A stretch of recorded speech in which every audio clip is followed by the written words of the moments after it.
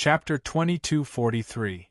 If the deputy palace master of the shrines could still maintain his composure when facing Tsangxing, then when facing Shao Qin, he couldn't help but feel nervous. One must know that Shao Qin was the sect master of the sword sect.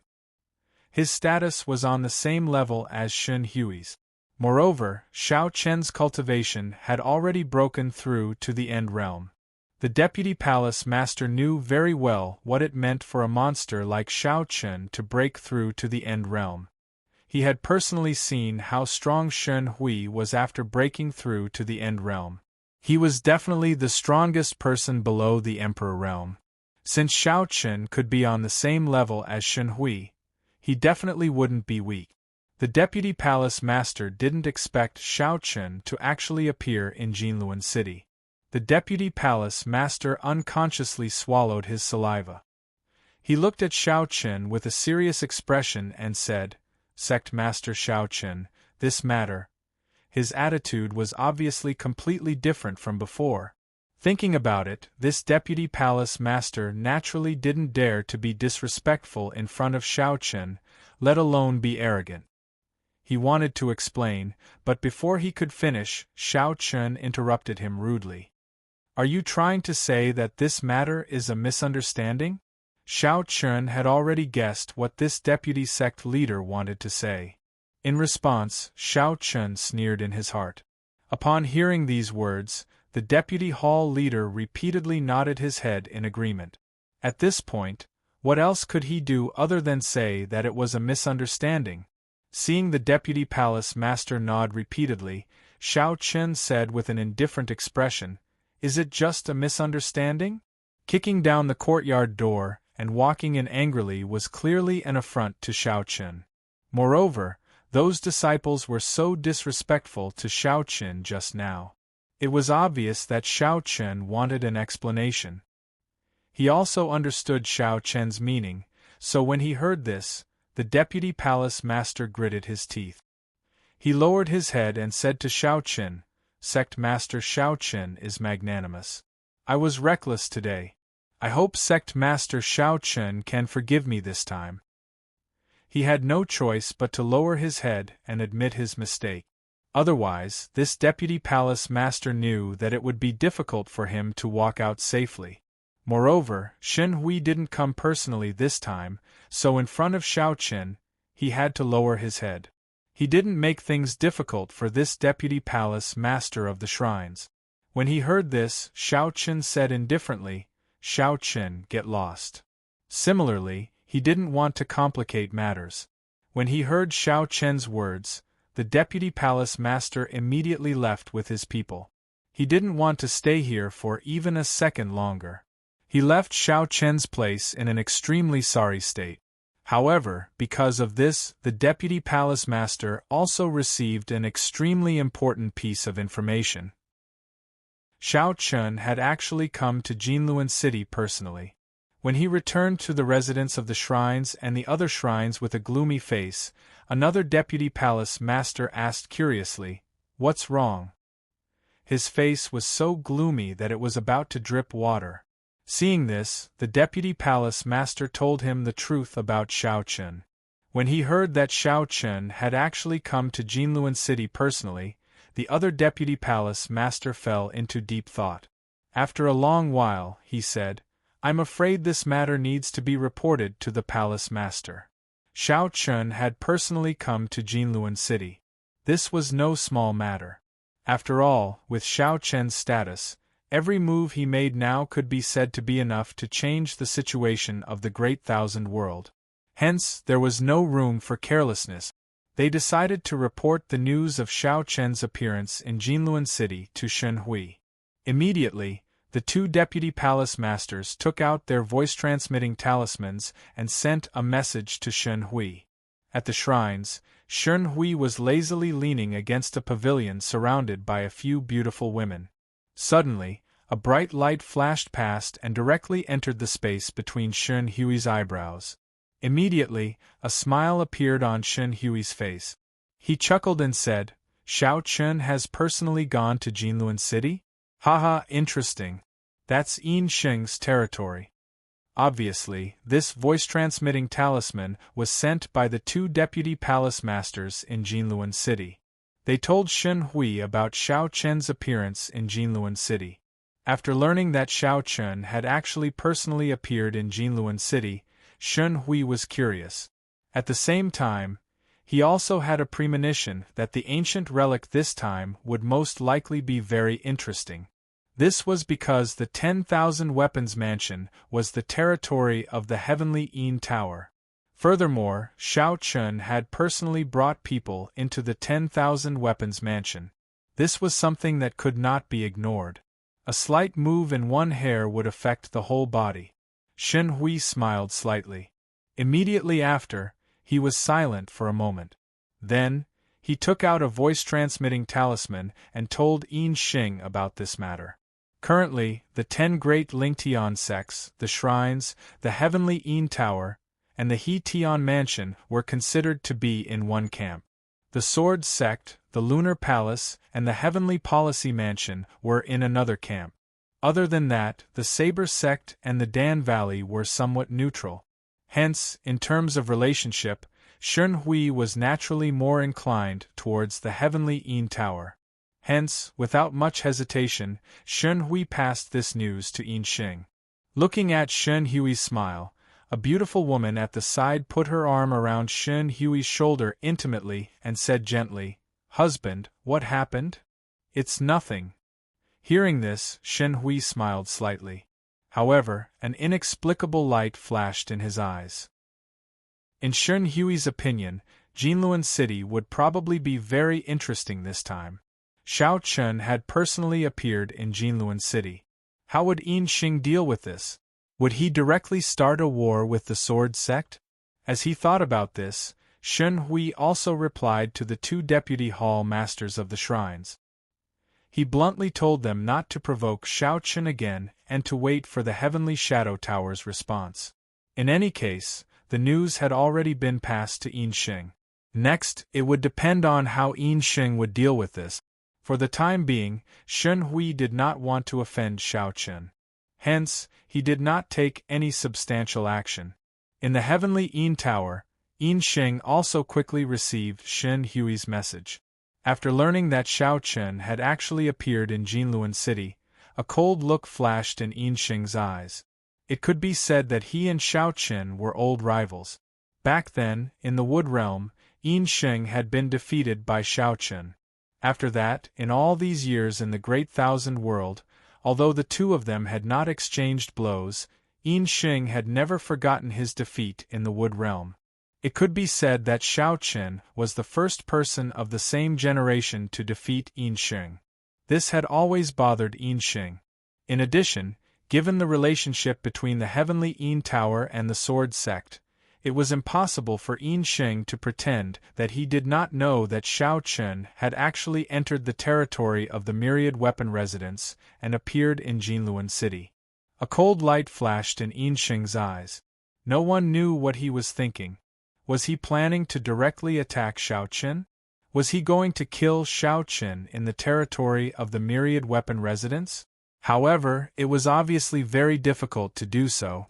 Since Xiao Chen had rushed over, how could he not be prepared? Moreover, if it was really so easy to kill Xiao Chen, the Sword Sect would have been destroyed long ago.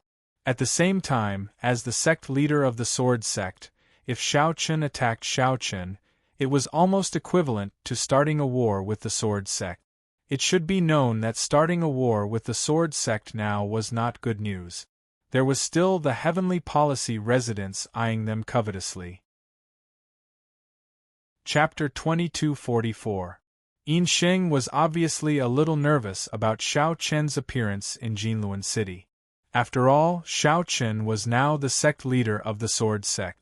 His every move could change the situation in the Great Thousand World, so he had to be on guard. Yin Xing was obviously a little nervous about Xiao Chen's appearance in Jinluan City. After all, Xiao Chen was now the sect leader of the Sword Sect. His every move could change the situation in the Great Thousand World, so he had to be on guard. However, looking at Xiao Chen's actions, it seemed like he had no intention of attacking the Heavenly Yin Tower. Could it be that he came to Jinluan City for the ancient ruins? However, was a mere ancient ruin worth Xiao Chen's personal visit? Although it was confirmed that the ancient ruins were left behind by the Reincarnation Emperor, although the Reincarnation Emperor was powerful, he was at most on par with Xiao Chen's master, Jun Wuya. As a disciple of Jun Wuyuan, Xiao Chen had inherited all of Jun Wuya's teachings. The inheritance of the Samsara Emperor was not that important to him.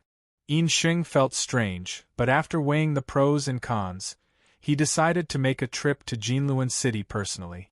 After all, Xiao Chen was now in Jinluan City, so Yin Xing could not be careless. Yin Xing left the Heavenly Yin Tower on the same day with Su Ming and the other experts and rushed to Jinluan City. However, just like Xiao Chen, Yin Xing's trip was extremely secretive. He did not tell anyone, and even the city governor's mansion of Jinluan City did not know that Yin Xing had come to Jinluan City. In Jinluan City, Xiao Chen and the others were waiting for the ancient ruins to open. However, after the incident with the shrines, Song Xing, Lin Qing, and the others felt that it was a little troublesome. The shrines must have known that Xiao Chen was in Jinluan City by now. Sect leader, do you think we need the shrines? Song Xing asked worriedly as they sat together and drank wine. In Song Xing's opinion, the shrines should have sent some spies to keep an eye on Shen Hui's every move. However, Xiao Chen merely smiled and said, "There's no need.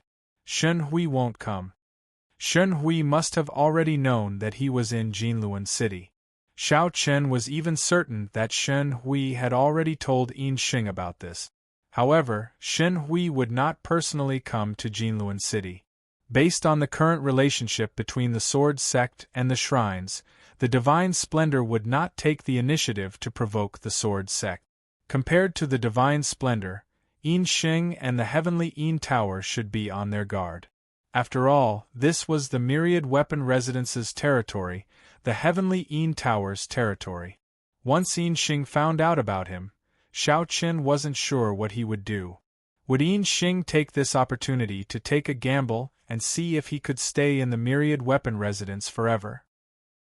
Or would he retreat in the face of difficulties and endure silently? If Yin Xing wanted to attack him, Xiao Chen would naturally have no choice but to fight back. When that happened, the Sword Sect and the Heavenly Yin Tower would probably have to fight again. However, this was something that couldn't be helped. Xiao Chen had to come because this matter concerned Xian Yuan Ling. Even if he had to fight with the Heavenly Yin Tower, Xiao Chen wouldn't hesitate. It still depended on Yin Xing's own choice. However, in Xiao Chen's opinion, the possibility of Yin Xing attacking him wasn't high. However, he still had to be on guard. Time passed day by day, and more people gathered in Jinluan City. However, this didn't affect Xiao Chen much. During these few days, Xiao Chen and his group lived in seclusion and rarely went out.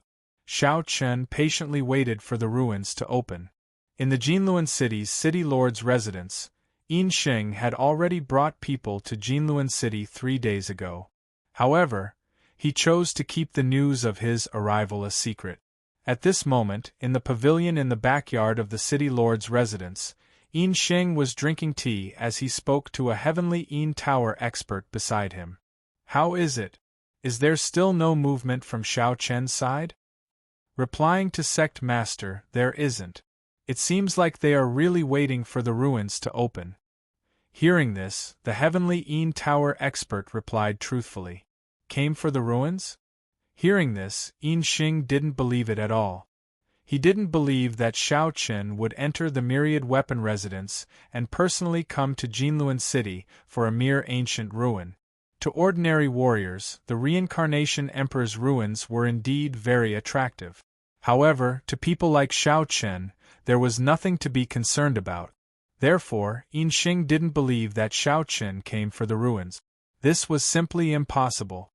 He must have other motives, and this was what Yin Xing was concerned about. Go. Continue to monitor, but don't act rashly and alert the enemy. Hearing this, Yin Xing waved his hand and said. After leaving with this expert, Yin Xing's eyes revealed a look of contemplation. He couldn't help but ask, Shao Chen, what exactly are you doing in Jinluan City? Yin Xing couldn't figure out Shao Chen's motive for personally coming to Jinluan City. The people outside obviously didn't expect that there were two sect masters of the 10 great Ling Tian sects in Jinluan City. If the people outside knew that Shao Chen and Yin Xing had personally come to Jinluan City would probably become the center of attention of the entire Great Thousand World. There was nothing special about it. Very few people knew about the existence of Shao Chen and Yin Xing. In this peaceful wait, another 5 days passed. Late at night, the ruins, which had been quiet for a long time, suddenly shot up into the sky with a golden light. This golden light naturally attracted the attention of many warriors. For a time, many people flew towards the entrance of the ruins outside the city. The relic is finally going to open. Many warriors thought excitedly. After waiting for so many days, the ruins finally opened. Everyone was naturally excited. Meanwhile, in Shao Chen's residence, Song Xing looked at the golden light that soared into the sky outside the city. He looked at Shao Chen and said, Sect Master, yes, let's go. Hearing this, Shao Chen nodded calmly. After hearing Shao Chen's words, the group immediately rushed towards the ruins outside the city. Although it was already late at night at the entrance of the ruins, more and more people were gathering. However, with so many people, they were divided into several camps. First, there were a few major forces who occupied the best positions. They were the Shrines, Moon Palace, Saber Sect, and Heavenly Sect. These major forces occupied the best positions, which were also the closest to the entrance. Regarding this, no one dared to have the slightest objection. The 10 great Ling Tian sects were like 10 pillars in the Great Thousand World, supporting the entire Great Thousand World. In particular, after the division of the 10 prefectures, the 10 great Ling Tian sects' control of the Great Thousand World had reached a peak. If any force wanted to survive, they had to rely on the 10 great Ling Tian sects. Therefore, it was understandable that the 10 great Ling Tian sects occupied the best positions. At the location where the shrines were, the 2 deputy shrines who were in charge of leading the team kept looking in the direction of Jinluan City. One of them asked worriedly, Do you think that Shao Chen will show up today? The shrines knew that Shao Chen had personally come to Jinluan City, so they were also guessing whether Shao Chen would show up today. If Shao Chen showed up, what should the shrines do? Should they hand over the ruins, take advantage of the chaos, or fight fiercely? Chapter 2245. They were somewhat nervous about Shao Chen's arrival. After all, the divine splendor had not personally come to Jinluan City. As such, the 2 deputy palace masters of the shrines naturally felt a lot of pressure when facing Shao Chen. Just as the 2 of them were secretly nervous, more than 10 figures descended from the sky at the place closest to the entrance of the ruins, directly occupying the position closest to the entrance. Someone actually dared to bypass the shrines and the lunar palace and stand directly at the entrance of the relic. Seeing this scene, everyone's expression froze, but no one dared to say anything. After all, the shrines and the lunar palace were standing in front of them.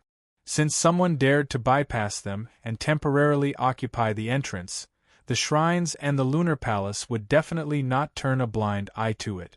Everyone was waiting for the shrines and the lunar palace's reaction. Some people even felt that the sudden appearance of more than 10 people was simply courting death. Did they not see that even the shrines and the lunar palace did not dare to be so arrogant? Everyone was from the 10 great Lingtian sects, and no one was willing to submit to the other. Naturally, everyone took a step back. Everyone knew that the hunter would shoot the bird that sticks out. However, the sudden appearance of more than 10 people obviously did not know this. They were actually so arrogant the moment they arrived. However, amidst the shock, some people quickly recognized the newcomers. Someone exclaimed, "They are from the Sword Sect." The sudden appearance of more than 10 people was indeed Shao Chen's group. As the sect leader of the Sword Sect, Shao Chen was naturally able to suppress the shrines and the lunar palace. After all, people like the Divine Splendor and the Dao Ju had not personally come to Jinluan City. There was no doubt that Shao Chen's status was the highest among those present. As such, there was naturally no problem for him to suppress the shrines and the other forces. As everyone's identities were recognized, Shao Chen naturally became the focus of everyone's attention. At first, no one recognized Shao Chen's identity. However, as the two deputy palace masters of the Lunar Palace took the initiative to step forward and bowed respectfully to Shao Chen, they called out, "Sect leader Shao Chen." Upon hearing this, everyone finally recognized Shao Chen's identity. It was no wonder he dared to be so arrogant. It turned out that the sect leader of the Sword Sect, Shao Chen, had personally come. In this case, the Sword Sect indeed had a reason to be arrogant. No one present could compete with Shao Chen, and the Lunar Palace Masters of the Lunar Palace, and the Lunar Palace Masters. Of course, Shao Chen did not have to give anyone face. In the face of the two deputy palace masters of the Lunar Palace, Shao Chen nodded slightly and said, "Yes, the Lunar Palace should not interfere in this matter of the ruins. It's meaningless. I will personally inform Fourth Senior Sister about the details." In Shao Chen's opinion, the various treasures in the ruins had probably been plundered by Xianyuan Ling. The most important thing, the reincarnation Emperor's inheritance, must have been obtained by Xianyuan Ling as well. Therefore, there was nothing valuable left in the ancient ruins in front of them. Due to the relationship between Xiao Xiao and Shao Chen, the Lunar Palace and the Sword Sect were like allies. Therefore, Shao Chen did not mince his words to the two deputy palace masters of the Lunar Palace. Upon hearing Shao Chen's words, the two deputy palace masters were slightly taken aback, but they still nodded in agreement. Since Shao Chen had personally spoken, the two deputy palace masters of the Lunar Palace naturally would not refuse. They immediately nodded in agreement. Although the Lunar Palace did not have any objections to Shao Chen's words, one of the deputy sect masters of the Heavenly Sect snorted unhappily and said, "Who do you think you are? Do you think we will give up just because of a few words? The Heavenly Sect should have been destroyed the last time. However, they were lucky enough to meet an idiot like Long Mia. With the help of the Dragon Palace, the Heavenly Sect was able to come back from the dead." However, upon hearing the deputy sect master's words, Lin Qing, who was standing beside Shao Chen, turned his head and shouted angrily, "Do you want to die?" Shao Chen was the sect master of the Sword Sect. How could he allow others to humiliate him? Lin Qing was about to draw his sword when Shao Chen waved his hand. He then looked at the deputy sect master of the Heavenly Sect and said indifferently, "You won't be so lucky every time. The Heavenly Sect managed to escape the previous time. However, I don't know if the Heavenly Sect will be so lucky next time." Shao Chen's only purpose in coming to Jinluan City was to find Xianyuan Ling. Therefore, he did not want to cause any trouble. Moreover, now was not the time to attack the Heavenly Sect. Currently, Shao Chen was most wary of the Heavenly Yin Tower. After all, this was the Heavenly Yin Tower's territory. However, after hearing Shao Chen's words, the deputy sect master of the Heavenly Sect turned pale. This was because everyone knew that the Heavenly Sect was almost destroyed by the Sword Sect. It was also because they lost to the Sword Sect that the Heavenly Sect was now at the bottom of the 10 Great Ling Tian Sect. Almost everyone believed that the Heavenly Sect was the weakest and the Sword Sect was obviously stronger than the Heavenly Sect. This was because the Heavenly Sect was defeated by the Sword Sect. With a pale face, the deputy sect master of the Heavenly Sect did not say anything else.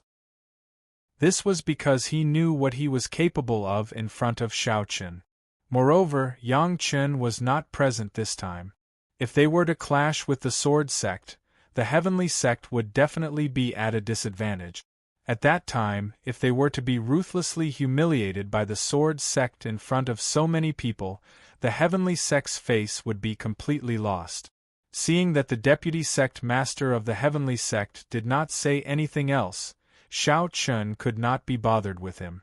Lin Qing, on the other hand, glared at him fiercely before turning his head away. However, at this moment, a voice with obvious hostility sounded. Sect Master Xiao is still as overbearing as before. Along with the voice, Yin Xing also appeared with more than 10 heavenly Yin Towers experts. Yin Xing's appearance caused everyone's expression to change slightly. Originally, they thought that it was just an ordinary relic that appeared. Who would have thought that it would actually attract 2 sect masters of the 10 great Ling Tian sects? It should be known that with the foundation of the 10 great Ling Tian sects, they would definitely not place too much importance on the emperor's relic. What a joke! There were already living emperors in the sect. Who would be interested in a dead person? However, it was precisely because of this that the reincarnation emperor's relic had attracted both Xiao Qin and Yin Xing. As the saying goes, when enemies meet, their eyes blaze with hatred. The two of them, who already had a grudge against each other, met again. Yin Xing was obviously filled with hostility, while Xiao Qin chuckled. What does it have to do with you whether I'm overbearing or not? Indeed, Xiao Qin did not have a good impression of Yin Xing. Both of them had been like this since the first time they met in the wood boundary. Now that the Heavenly Policy Mansion was here, it was even more so for Xiao Qin. After all, between the Heavenly Policy Mansion and the Heavenly Yin Tower, Xiao Qin would definitely choose the Heavenly Policy Mansion and Li Chun. As such, it was destined that Xiao Qin and Yin Xing could only stand on opposite sides. It was impossible for them to become friends. Chapter 2246. Facing Yin Xing, Xiao Qin didn't give him any face. Since they were destined to be enemies, why should he feign civility? Facing Yin Xing, Xiao Qin didn't give him any face. Since they were destined to be enemies, why should he feign civility? Hearing Xiao Qin's words, Yin Xing also snorted coldly. He looked at Xiao Qin with eyes full of coldness and said coldly, "Let's see how long you can be arrogant."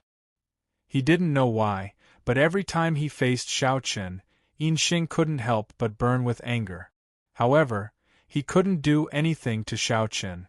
Although Yin Xing was now the sect master of the Tianyin Tower, Xiao Qin wasn't afraid of him at all. Moreover, it seemed that every time he fought with Xiao Qin, he was the one who suffered in the end. Without saying anything more, Yin Xing didn't choose to take action. Because until now, he still didn't know the purpose of Xiao Qin's visit. He thought of many possibilities, but they were all rejected by Yin Xing in the end. He really couldn't figure out why Xiao Qin would appear here. Before he figured out the purpose of Xiao Qin's visit, Yin Xing didn't want to take action rashly. On the other side, Xiao Qin didn't have much of a change in expression when he saw Yin Xing's arrival. However, he smiled bitterly in his heart. Although he had already guessed that Yin Xing would definitely come personally, after all, it was related to him. Yin Xing couldn't turn a blind eye to it. However, after seeing Yin Xing in person, Xiao Qin still felt a little helpless. Because of Yin Xing's presence, who knew what kind of trouble he would cause. However, no matter what, he had to deal with it accordingly. Anyway, Xiao Qin's purpose was to help Xianyuan Ling. As long as Xianyuan Ling was safe, Xiao Qin's purpose would be achieved. The appearance of Xiao Qin and Yin Xing brought a great deal of pressure to everyone present. At this moment, everyone outside the ruins was extremely cautious, afraid that they would offend these two great gods. Even the people of Shrines, Moon Palace, and Saber Sect restrained themselves a lot at this time. There was no other way. Xiao Qin and Yin Xing had come in person. They didn't dare to provoke them unless their sect masters were also present. But now, they naturally didn't dare to provoke Xiao Qin and Yin Xing. Everyone was quietly waiting for the relic to open. Fortunately, it didn't take long before the seal around the relic slowly disappeared. A wisp of excitement flashed through everyone's eyes when they saw this. The ruins had finally been opened. However, because Xiao Qin and Yin Xing didn't move, the surrounding people naturally didn't dare to act rashly. Although the ruins had been opened, there was a hierarchy in order to enter. Shao Chun and Yin Xing didn't move, so the others naturally didn't dare to move, including powerful forces like shrines and moon palace. Shao Chun didn't have any intention to enter the ruins because Shao Chun wasn't interested in it at all. Seeing that Shao Chun didn't understand, Yin Xing didn't have the slightest intention to enter either. His eyes glanced at Shao Chun from time to time. He knew very well that Yin Xing's attention was all on him at this time. Yin Xing wasn't interested in the ruins either. An ancient ruin was nothing in Yin Xing's heart. Compared to Shao Chun, it was simply negligible. Knowing that Yin Xing was staring at him, Shao Chun didn't say anything. Instead, he looked at the surrounding cultivators and said, "If you want to enter, then do it." So many people were waiting for him and Yin Xing to move, but Shao Chun didn't have any intention to enter the ruins from the beginning to the end. Therefore, he opened his mouth to let the others do as they pleased. These people were all here for the ruins. Letting them enter might save them a lot of trouble later. After all, the inheritance in the ruins must have been obtained by Xian Yuanling. If they were allowed to enter and search for it, when Xian Yuanling came out, Shao Chun could take the opportunity to take Xian Yuanling away. Shao Chun said in a seemingly generous manner. Hearing this, Yin Xing frowned and thought to himself, sure enough, Shao Chun didn't come here for this ancient ruin at all. Yin Xing was already sure that Shao Chun didn't come here for this ancient ruin. However, the others didn't think so much. Hearing Shao Chun's words, someone finally couldn't help but stand up and cupped his hands towards Shao Chun. Since Sect Master Shao said so, my heavenly eye sword sect thanks Sect Master Shao. After saying this, he directly led his people into the ruins. Shao Chun didn't stop him at all. With someone taking the lead, the rest was naturally easy to handle. Not long after, the crowd entered the ruins one after another, ignoring Shao Chun and Yin Xing who were standing at the entrance. Naturally, the crowd didn't kill them. They could see that Shao Chun and Yin Xing didn't care about the ruins at all. Since that was the case, they naturally wouldn't let go of this opportunity. Group after group of people entered the ruins. Soon, there were only 4 groups left outside the entrance: Shao Chun, Yin Xing, the shrines of the ruins, and the Moon Palace. The Moon Palace obeyed Shao Chun and gave up on the ruins. Therefore, they didn't enter. As for the shrines, they were similar to the Moon Palace. They had received orders from Shun Hui and had given up on the ruins long ago. Only the 4 groups were left. At this time, Shao Chun still had a calm expression on his face. Very quickly, half a day passed. Yin Xing and Shao Chun stood at the entrance for half a day. After such a long time, Shao Chun still didn't make the slightest move. This made Yin Xing even more puzzled. What exactly was Shao Chun's purpose? However, just as Yin Xing was secretly puzzled, a figure slowly walked out from the entrance of the ruins. After seeing who it was, Yin Xing finally understood. The person who had come was none other than Shao Chun's elder brother, Xian Yuanling. Although Yin Xing had never met Xian Yuanling, he had heard of him long ago. After all, the matter of Shao Chun and his 2 siblings was no secret in the Great Thousand World. Moreover, Yin Xing paid special attention to Shao Chun. Naturally, he had a special understanding of Shao Chun's deeds. Seeing Xian Yuanling appear here, Yin Xing quickly figured everything out. There had long been rumors that Shao Chun's elder brother, Xian Yuanling, cultivated the power of samsara. In this way, it wasn't strange for him to appear here. It must be because of the inheritance of the samsara emperor. Moreover, it seemed that he had already obtained the inheritance. Shao Chun had personally come to Jinluan City to receive his elder brother. After understanding all this, Yin Xing immediately looked at Shao Chun with a cold smile and said, "Great sect leader Shao is indeed scheming. His elder brother has already obtained the inheritance of this ruins. Great sect leader Shao is still keeping it a secret. You have fooled us." As soon as Yin Xing said this, Xiao Qian's eyes gradually turned cold. Why? Are you trying to stop me? How could Xiao Qian not understand the meaning of Yin Xing's words? At the same time, Xian Yuanling also came to Xiao Qian's side. He first looked at Yin Xing warily, then said somewhat worriedly, "Third brother. Big brother, don't worry. Everything will be fine." Xian Yuanling obviously knew that Yin Xing had come with ill intentions. However, Xiao Qian gave him a reassuring look, indicating that he would handle it. Chapter 2247. After indicating that Xian Yuanling was fine, Xiao Qian once again looked at Yin Xing. Facing Xiao Qian's gaze, the smile on Yin Xing's face became even colder. "I didn't say that. However, shouldn't Sect Master Xiao give everyone an explanation for doing this?" As soon as Yin Xing said this, a cold glint flashed across Xiao Qian's eyes. This guy's words made him stand on the opposite side of everyone present. Thinking about it, there were so many people present. Almost all the people from the major forces were present. Now, the inheritance and treasures in the ruins were all obtained by Xian Yuanling. One could imagine what everyone would think. The purpose of so many people gathering here was self-evident. It was for the ruins. But now, the ruins had been emptied by Xian Yuanling. Wouldn't this make everyone's trip in vain? Yin Xing's heart gradually turned cold. He was obviously trying to provoke a conflict between the sword sect and everyone present, while he reaped the benefits. However, it was also at this time that some of the people who had entered the ruins began to return one after another. Everyone's face showed some displeasure, not for other reasons, because in the end, they did not find anything in the ruins. This was an empty ruin, so everyone was naturally disappointed. However, although they were disappointed, no one dared to vent their anger on Xiao Qian and Yin Xing. Therefore, when they saw that Xiao Qian and Yin Xing were still at the entrance of the ruins, many people forced a smile and said, "Sect Master Xiao, Sect Master Yin, this ruin is empty. It seems that we have made a trip in vain."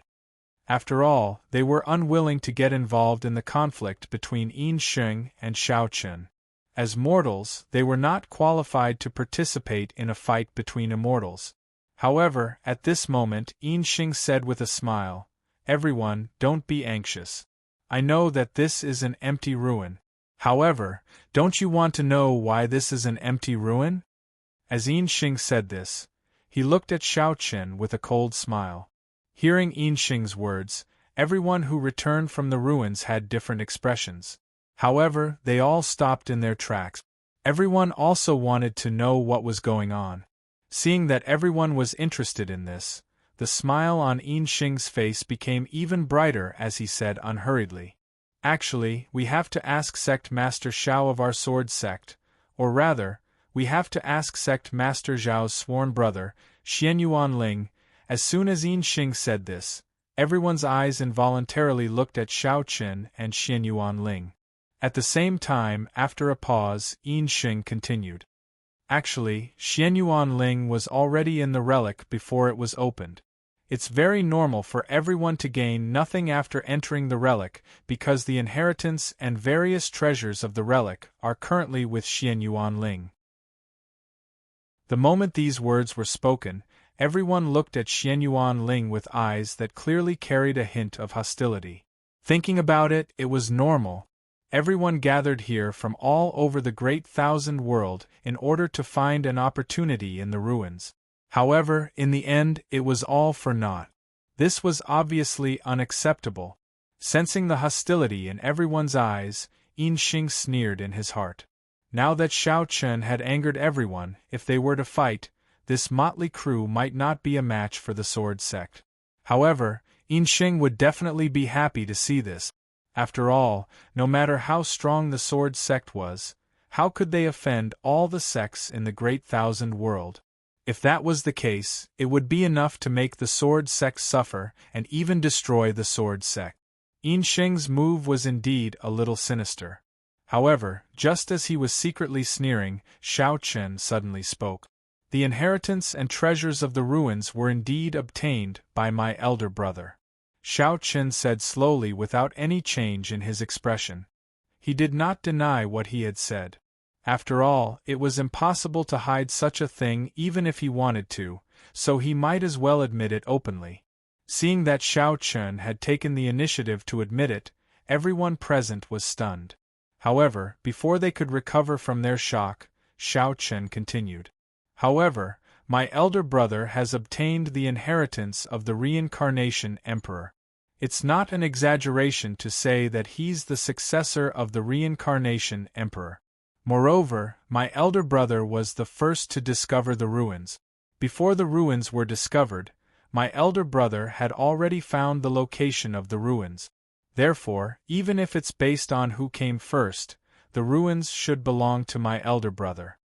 Xiao Chen said plainly. Hearing this, everyone present had different expressions.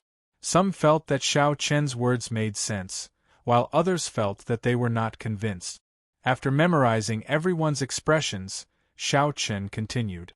However, since everyone has come a long way and obtained nothing, and in addition, everything in the ruins was indeed obtained by my elder brother, my sword sect will naturally not be unreasonable. As the sect master of the sword sect, I, Xiao Chen, can once again promise everyone that my sword sect will definitely compensate everyone. Xiao Chen was willing to compensate everyone present. Hearing this, many people's expressions eased up slightly. Although they knew that the sword sect's compensation might not be comparable to the treasures in the ruins, they had still obtained something. It was actually enough. Moreover, Xiao Chen had already done everything he could. With the sword sect's current strength and influence, what could they do even if there was no compensation? Could it be that they really dared to become enemies with the sword sect? Sure enough, after saying these words, Xiao Chen's eyes quickly revealed a trace of coldness. At the same time, a terrifying aura surged from his body. His domineering gaze swept across everyone present as he spoke in a deep voice. However, if anyone believes the nonsense of others and harbors resentment towards my sword sect, or even wants to cause trouble, then I can accompany you to the end. That's all I have to say. Everyone, make your own choice. Those who are willing to believe in me can leave now. In a few days, the sword sect will naturally send compensation to you. If you want to become enemies with the sword sect, feel free to stay. However, you will have to bear the consequences. First, he offered everyone compensation for their deaths, and then he made an undisguised threat. Following Xiao Chen's words, everyone present was silent for a few breaths. Many of them secretly looked at each other, and soon someone made a choice. Sect Master Xiao, please forgive us. We naturally don't dare to become enemies with the sword sect. We'll leave now. After the first person left, a second person quickly followed. Since Xiao Chen had already given them enough face and even didn't hesitate to compensate them, they naturally wouldn't fail to appreciate his kindness. If they really angered Xiao Chen, then it wouldn't be too difficult for the sword sect to annihilate them. Begging for monthly votes, begging for recommendations. Chapter 2248. Xiao Chen knew the consequences of angering the crowd. With so many people present, it was impossible for him to not give them an explanation. Therefore, Xiao Chen could only give some compensation. He was very clear that no matter how strong a force was, it was far from being able to go against the entire world. Unless the Sword's Gate had already dominated the Great Thousand World, then it would still be fine. However, that was not the case. The current Sword's Gate was only one of the top 10 Ling Tian sects, and was far from being able to dominate the Great Thousand World. Xiao Chen gave everyone present enough, and the many cultivators present were obviously not stupid. They immediately nodded and left one after another. Seeing that Xiao Chen had resolved all of this with just a few words, the cold light in Yin Xing's eyes became even more vigorous. Originally, Yin Xing had intended to provoke a conflict between the sword sect and the various forces present. This way, Yin Xing would have an opportunity to kill Xiao Chen here. However, it seemed that such an opportunity did not exist now. The people of the various forces were stunned by Shao Chen with just a few words. Although Yin Xing also knew that Shao Chen would have to pay a huge price for the compensation he promised, it was impossible for him to attack Shao Chen today. Of course, Yin Xing could also choose to fight Shao Chen by force. However, if he did that, the chances of him killing Shao Chen would be very small. He would only be able to vent the anger in his heart. After becoming the sect master of the Heavenly Yin Tower, Yin Xing was no longer as naive as he was in the wood boundary. He knew that he had to deal with everything calmly and weigh the pros and cons. Now, it was obviously meaningless to attack Shao Chen by force. After taking a deep breath, Yin Xing quickly put on a smile and looked at Shao Chen. "Great Sect Master Shao, you're indeed a good person." Same here, Shao Chen replied plainly. Shao Chen had no intention of fighting Yin Xing at this time because it was also meaningless. The two of them looked at each other and their gazes collided in the air. Then, Shao Chen spoke first. "Let's go." Shao Chen prepared to leave. Yin Xing did not stop him. He watched Shao Chen leave with a cold gaze. After Shao Chen disappeared, Yin Xing left with his people with a cold expression. The appearance of the ancient ruins, which should have been an intense competition, ended just like that. Many cultivators could be said to have made a wasted trip. However, it was not that they did not gain anything. After all, the sword sect would give them a certain amount of compensation. They did not continue to stay in the 10,000 weapon mansion. After all, this was the territory of the Heavenly Yin Tower. Although Yin Xing did not attack, who knew if he had any other schemes? Along the way, they did not encounter any ambushes from the Heavenly Yin Tower. Shao Chen heaved a sigh of relief as the group entered the Sword Mansion safely. After safely entering the Sword Mansion, Shao Chen and the rest slowed down. At the same time, Shao Chen and Xian Yuanling talked about what had happened in the past few years. Xian Yuanling did not have much to say. After leaving the Sword Sect, Xian Yuanling came directly to the ancient ruins to receive the inheritance of the Reincarnation Emperor. It could be said that he had received the inheritance of the Reincarnation Emperor. Xian Yuanling's cultivation had broken through to the great perfection of the Tao realm.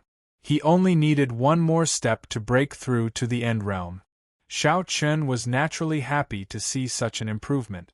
This also showed how powerful the inheritance of the Reincarnation Emperor was. No wonder even Junwuya was full of praise when he talked about the Reincarnation Emperor. It seemed like the Reincarnation Emperor was not simple. Xian Yuanling did not have much to say. However, what Shao Chen told Xian Yuanling shocked him. Firstly, the Sword Sect defeated the Heavenly Sect and was now one of the 10 great Lingtian sects. Secondly, it was the destruction of the Dragon Palace. So many big things had happened in the Great Thousand World. After hearing Shao Chen's description, Xian Yuanling was so shocked that he was speechless for a long time. Fortunately, nothing happened to Long Qing. This was the most gratifying thing.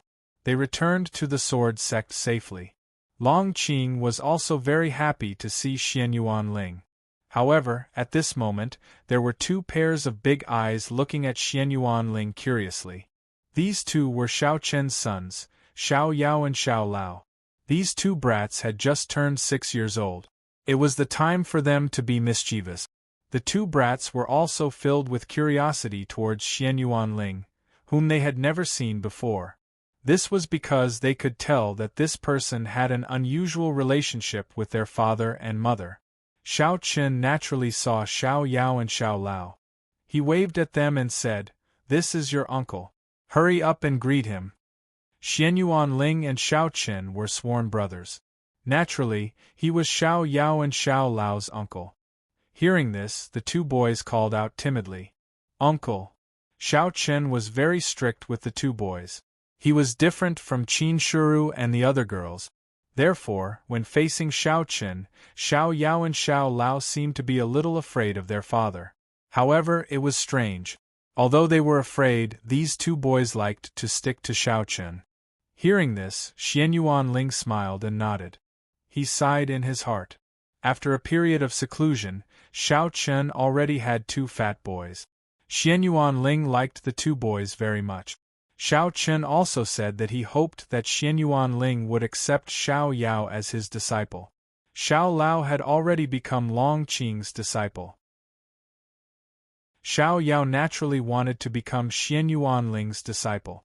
In this regard, Xianyuan Ling naturally would not refuse. He simply nodded and agreed. Immediately, under Xiao Chen's request, Xiao Yao bowed 3 times and kowtowed 9 times. She also served tea and became Xianyuan Ling's disciple. In the courtyard, Xianyuan Ling sat on a stone bench. In front of him, Xiao Yao raised a teacup and served tea to Xianyuan Ling. After taking a sip of tea, Xianyuan Ling officially accepted Xiao Yao as his disciple. Xiao Yao also addressed Xianyuan Ling as master. Xianyuan Ling's safe return and Xiao Yao becoming his disciple made Xiao Chen's mood very good. That night, everyone gathered together to drink and chat. The 3 siblings had not gathered together to drink for a long time. For the 3 of them, this was the happiest moment of their lives. However, at this moment, a sword elder came and said that he wanted to see Xiao Chen. Xiao Chen did not know what it was about, but he still nodded and agreed. Soon, the sword elder came before Xiao Chen. He first bowed respectfully to Xiao Chen, then said with an ugly expression, "Sect Master, young miss. Young miss killed someone." The young miss mentioned by the sword elder was undoubtedly Xiao Luan. Xiao Luan was now an inner disciple of the sword sect. Hearing that Xiao Luan had killed someone, Xiao Chen frowned slightly. Even Qin Shuru and the other girls came forward and asked with complicated expressions, "What happened?" Chapter 2249. Qin Shuru and the other ladies revealed worried expressions when they heard that Xiao Luan had killed someone. The sword elder answered truthfully, "It's someone from the family Nangong." Qin Shuru and the other ladies revealed worried expressions. "It's someone from the family Nangong." According to the sword elder, Xiao Luan got into an argument with an inner disciple of the family Nangong for some unknown reason. Then, Xiao Luan unsheathed her sword and killed the family Nangong disciple. The matter was not complicated. However, killing someone in the sect, especially a fellow disciple, was obviously against the rules of the Sword's Gate. After hearing the elder's explanation, Qin Shuru and the other girls immediately wanted to go and see what was going on. However, Xiao Chen said indifferently, "What are you going to do? Let the law enforcement hall handle it." Qin Shuru and the other ladies revealed displeased expressions when they heard Xiao Chen's words. Wouldn't Xiao Luan have to suffer if the law enforcement hall handled the matter? After all, it was a fact that Xiao Luan had killed a fellow disciple in public. "How can you do this?" "No, I have to go take a look." Gu Lingyao and Hong Xiu, who had a fiery temper, didn't care about Xiao Chen's obstruction and left immediately. The 2 ladies were worried about Xiao Luan. They were afraid that Xiao Luan would be taken advantage of. However, as the headmaster of Swords Gate, Xiao Chen had to consider the entire Swords Gate. Even if Xiao Luan was his daughter, he could not openly violate the rules of the Swords Gate. However, the matter hadn't been clarified and they didn't know why Xiao Luan had killed someone. Therefore, it wasn't easy to come to a conclusion. Xiao Chen let out a helpless sigh and said to the sword elder, "Let the law enforcement hall handle it. Let me know after they find out the reason." Xiao Chen believed that Xiao Luan would not kill someone for no reason. There must be a reason behind this. Hearing this, the elder nodded respectfully. The law enforcement hall was in charge of the sword sect's laws and regulations, and Nangong Guan happened to be the vice sect master in charge of the law enforcement hall. At this time, several elders of the law enforcement hall had already gathered in Nangong Guan's residence. Looking at Nangong Guan, who was sitting on the main seat, these elders all had grave expressions on their faces. This time, Xiao Luan's incident was not a small matter. Moreover, it happened to involve the family Nangong. Moreover, Xiao Luan was Xiao Chen's daughter. If something went wrong, Xiao Chen might be unhappy. With a heavy expression, Nangong Guan sat on the main seat without saying a word, but soon, the sword elder who had met with Xiao Chen returned. Seeing this, Nangong Guan asked, "What did sect master say?" Reporting to vice sect leader's intention is to investigate the cause of the matter before making a decision. Hearing this, the sword head elder replied truthfully. Xiao Chen did not have any intention of siding with Xiao Luan. Of course, this was on the premise that Xiao Luan was in the wrong. Hearing this, Nangong Guan nodded slightly and said, "Go to the law enforcement hall and summon Xiao Luan and everyone related to this matter." Within the law enforcement hall, Nangong Guan and the other elders of the law enforcement hall quickly gathered. Xiao Luan and everyone related to this incident were all brought to the law enforcement hall. However, just as everyone was preparing to interrogate Xiao Luan, Gu Lingyao and Hong Xiu barged in. Gu Lingyao said with a displeased expression, "Senior brother Nangong, it shouldn't be a problem for the two of us to listen in, right?" The two women were obviously afraid that Xiao Luan would be taken advantage of, so they specially came. Seeing the two women arrive, Nangong Guan revealed a bitter smile and nodded. Of course. Gu Lingyao and Hong Xiu were both Xiao Chen's women, so Nangong Guan naturally would not offend them for no reason. Moreover, just listening in wasn't a big deal. An elder personally brought over 2 chairs for the two women. After the two women sat down, Xiao Luan and 2 inner court disciples were brought over. Seeing Xiao Luan, Gu Lingyao and Hong Xiu nodded slightly, indicating that she did not need to be afraid. As for the young man beside Xiao Luan, when he saw Nangong Guan, he immediately cried out, "Uncle, you have to uphold justice for my family Nangong." The young man's name was Nangong Xiulin, and he was a direct descendant of the family Nangong. He could be considered Nangong Guan's nephew, and he was very talented. He was the leader of Nangong Guan's younger generation. Nangong Guan didn't expect that this matter would involve Nangong Xiulin. She frowned and shouted in a deep voice, "Nonsense. There is no uncle here. I am the vice sect master of the sword sect, the hall master of the law enforcement hall." Nangong Xiulin immediately called her uncle, which made Nangong Guan feel a bit gloomy. Didn't he see that Gu Lingyao and Hong Xiu were still sitting there? Was he trying to compete with Xiao Luan in terms of background by claiming to be relatives? What an idiot! After being reprimanded by Nangong Guan, Nangong Xiulin immediately changed his way of addressing her. Nangong Guan then began to ask about the matter. According to him, Xiao Luan had killed people indiscriminately. Because of a small matter, Xiao Luan had drawn her sword and killed people. Furthermore, according to Nangong Xiulin, Xiao Luan had become a little tyrant in the inner court. Relying on her status and background, Xiao Luan had committed all sorts of outrages in the inner court. She had bullied the weak and violated the sex rules. Hearing Nangong Xiulin's story, Gu Lingyao and Hong Xiulin couldn't help but frown slightly. With their understanding of Xiao Luan, it was obvious that Xiao Luan wouldn't do such a thing. However, after Nangong Xiulin finished speaking, the other inner court disciple beside her also nodded and confirmed that what Nangong Xiulin said was true. Facing Nangong Xiulin and Hong Xiulin's accusations, Xiao Luan didn't interrupt. Her expression was incomparably calm. Apart from nodding when she saw Gu Lingyao and Hong Xiulin at the beginning, Xiao Luan had closed her eyes and rested. It was as if everything before her had nothing to do with her. When Nangong Xiulin finished speaking, Nangong Guan finally looked at Xiao Luan.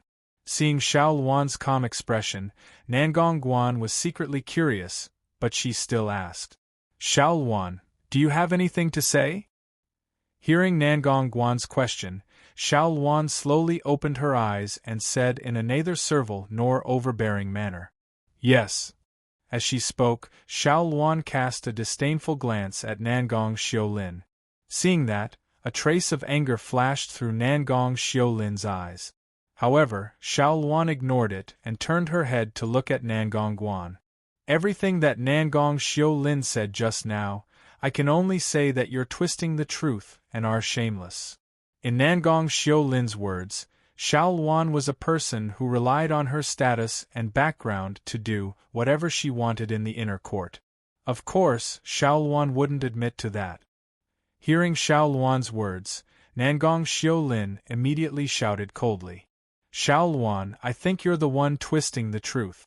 Did I say anything wrong about what you did in the inner court? Nangong Xiulin, you know the truth better than I do. There's no need to put on an act here. Hearing that, Xiao Luan coldly smiled and looked at Nangong Xiulin with disdain. Please add, please vote, please recommend. The error-free chapters of Sword Master 8 Desolation will continue to be updated in the hand fighting bar. There will be no advertisements on the website. Please add and recommend the hand fighting bar.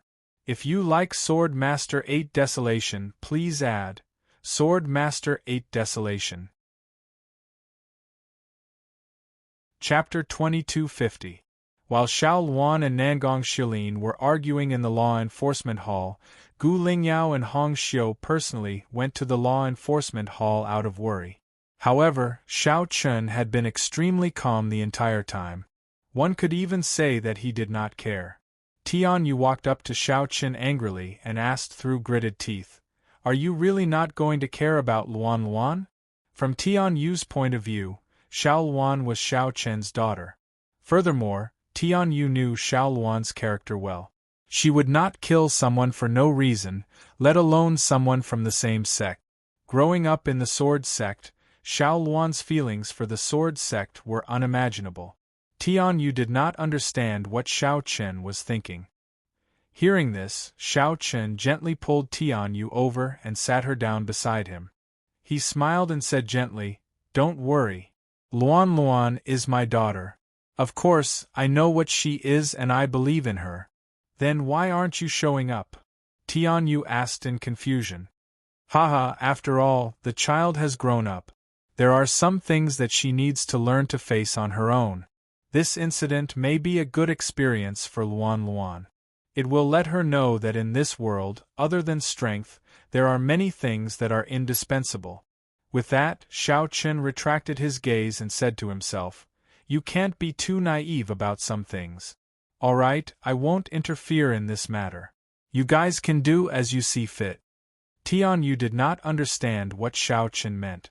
However, Flower Fairy smiled and said, "I'll go to the law enforcement hall."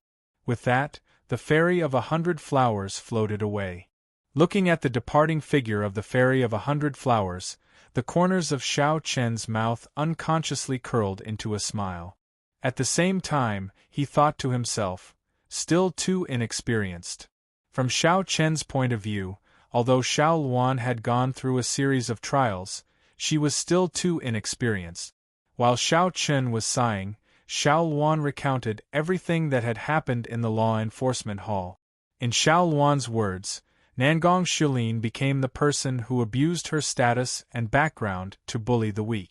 As for why she killed someone today, it was because Nangong Xiulin's cousin, who was also a direct descendant of the family Nangong, had forcefully humiliated an inner court female disciple.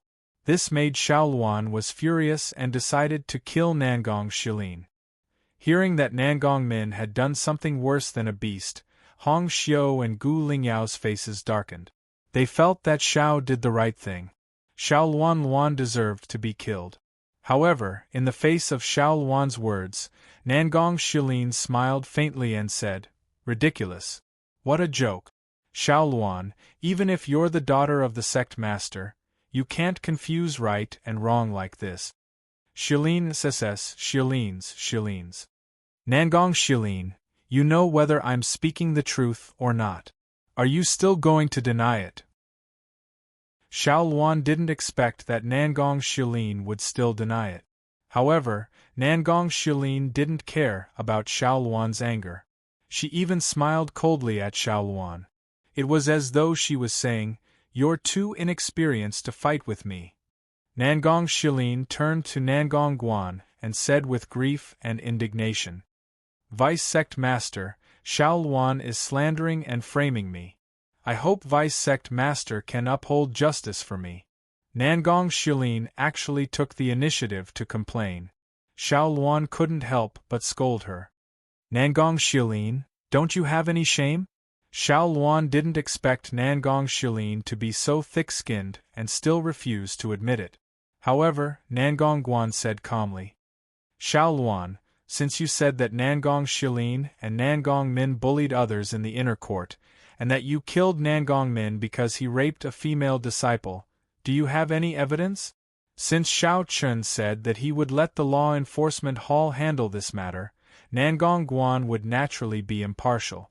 She wouldn't side with Nangong Shilin or Xiao Luan. If that was the case, Xiao Luan would need to show evidence.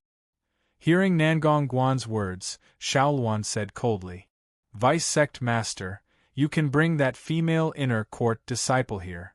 Then you'll know whether I'm speaking the truth or not. Xiao Luan had personally witnessed Nangong Min humiliating that female disciple. That was why she was so angry that she killed Nangong Min. In Xiao Luan's opinion, as long as she brought that female disciple here, the truth would be revealed. Nangong Shilin sneered when she heard Xiao Luan's words. She didn't seem worried at all. Nangong Guan said in a deep voice, Fine. Bring that female disciple here. Soon, the female disciple that Xiao Luan said was humiliated by Nangong Min was brought to the law enforcement hall. She was quite pretty. Although she wasn't an outstanding beauty, she was still pretty. Nangong Guan looked at the female disciple and asked, Xiao Luan, you said that you were humiliated by Nangong Min. I'm asking you now, is that true? Xiao Luan was very confident in Nangong Guan's question. She believed that the truth was about to be revealed. However, what Xiao Luan didn't expect was that after hearing Nangong Guan's question, the female disciple actually shook her head. Vice Sect Master, Nangong Min didn't humiliate a disciple. Xiao Luan's expression changed when she heard those words. She looked at the female disciple in disbelief. Today, she clearly saw Nangong Min humiliating that female disciple with her own eyes. It could even be said that Xiao Luan killed Nangong Min because the female disciple asked for help. But now, in front of Nangong Guan, the female disciple actually denied that Nangong Min had humiliated her. Xiao Luan looked at the female disciple in disbelief. She was speechless for a long time. However, at this time, Nangong Shilin loudly said, Vice Sect Master, please uphold justice for this disciple. Nangong Shilin was obviously making false accusations. However, Nangong Guan ignored him and looked at the female disciple with a dignified expression. Do you know where this place is? I know, the female disciple replied with a nod. Then do you know the consequences of lying here? I know, the female disciple replied again. Good. Very good. Since you know, then I'll ask you again. Did Nangong Min humiliate you today? Nangong Guan asked again. Faced with Nangong Guan's question again, the female disciple's face became even paler. However, after a long silence, she gritted her teeth and shook her head. Vice Sect Master, Nangong Min didn't humiliate me. He didn't? Hearing those words, Xiao Luan felt like the world was spinning. She didn't understand why this female disciple would lie. She was clearly humiliated by Nangong Min. Chapter 2251. Xiao Luan didn't understand why this female disciple would say such a thing. She was clearly raped by Nangong Min, and Xiao Luan had only killed Nangong Min to save her. Xiao Luan didn't understand why this female disciple would say such a thing. She was clearly raped by Nangong Min, and Xiao Luan had only killed Nangong Min to save her. But now, in front of Nangong Guan, Gu Lingyao, Hong Xiu, and the others, this female disciple actually flatly denied it all. Xiao Luan still remembered how terrified this female disciple was when she first met her. But now it had turned out like this. Xiao Luan didn't expect things to turn out like this. Nangong Shilin smiled and said loudly, "The truth is clear. Xiao Luan relied on her status to wantonly kill her fellow disciples. Vice Sect Master, please uphold justice for us." Nangong Shilin took the opportunity to shout. Hearing this, Xiao Luan's face turned red. She looked at Nangong Shilin angrily and said, "Nonsense. The truth is clearly not like this." Xiao Luan was indeed too inexperienced. She didn't expect this female disciple to flatly deny everything. Now, without any evidence, Xiao Luan had killed her fellow disciples for no reason. Nangong Shilin sneered inwardly at the infuriated yet helpless Xiao Luan. Such an inexperienced girl actually wanted to fight with her? Justice in this world wasn't as simple as it seemed on the surface. This female disciple had indeed been raped by Nangong Min, and the truth was as Xiao Luan had said. But so what? Nangong Shilin had 100 ways to make this female disciple not dare to tell the truth. She didn't dare to tell the whole story. Xiao Luan knew too little about the dark side of the world and the darkness of people's hearts. She never would have thought that the female disciple she had saved would make such a false accusation. It had to be said that Nangong Shilin's move had stunned Xiao Luan. Nangong Shilin sneered at Xiao Luan and said unhurriedly, "Junior Sister Xiao, what do you mean by this? Junior Sister Xiao, what do you mean by that? Could it be that you still want to twist the truth and confuse the truth with the witness and material evidence?" Nangong Xiu had a righteous expression on his face. It was as if he was the righteous party. Facing that, Xiao Luan was furious. However, she simply didn't know how to refute him. That was because she didn't know how to handle the current situation. Looking at the helpless Xiao Luan, Gu Lingyao and Hong Xiu also frowned. The two of them unconsciously looked at the female disciple kneeling on the ground. The female disciple's face was pale. Clearly, she was extremely terrified. The two ladies had followed Xiao Qin all the way from the 8 Desolates world to the Great Thousand world. They had experienced much more than Xiao Luan, so they could naturally tell that something was fishy. He was certain that this female disciple did not dare to speak the truth for some reason. The truth seemed to have been made clear, and now everyone was waiting for Nangong Guan to make the final decision and decide who would bear the responsibility for this matter. From the current situation, the one who was in the wrong was undoubtedly Xiao Luan. That was because she couldn't produce any evidence at all. On the other hand, Nangong Xiulin had both witness and material evidence.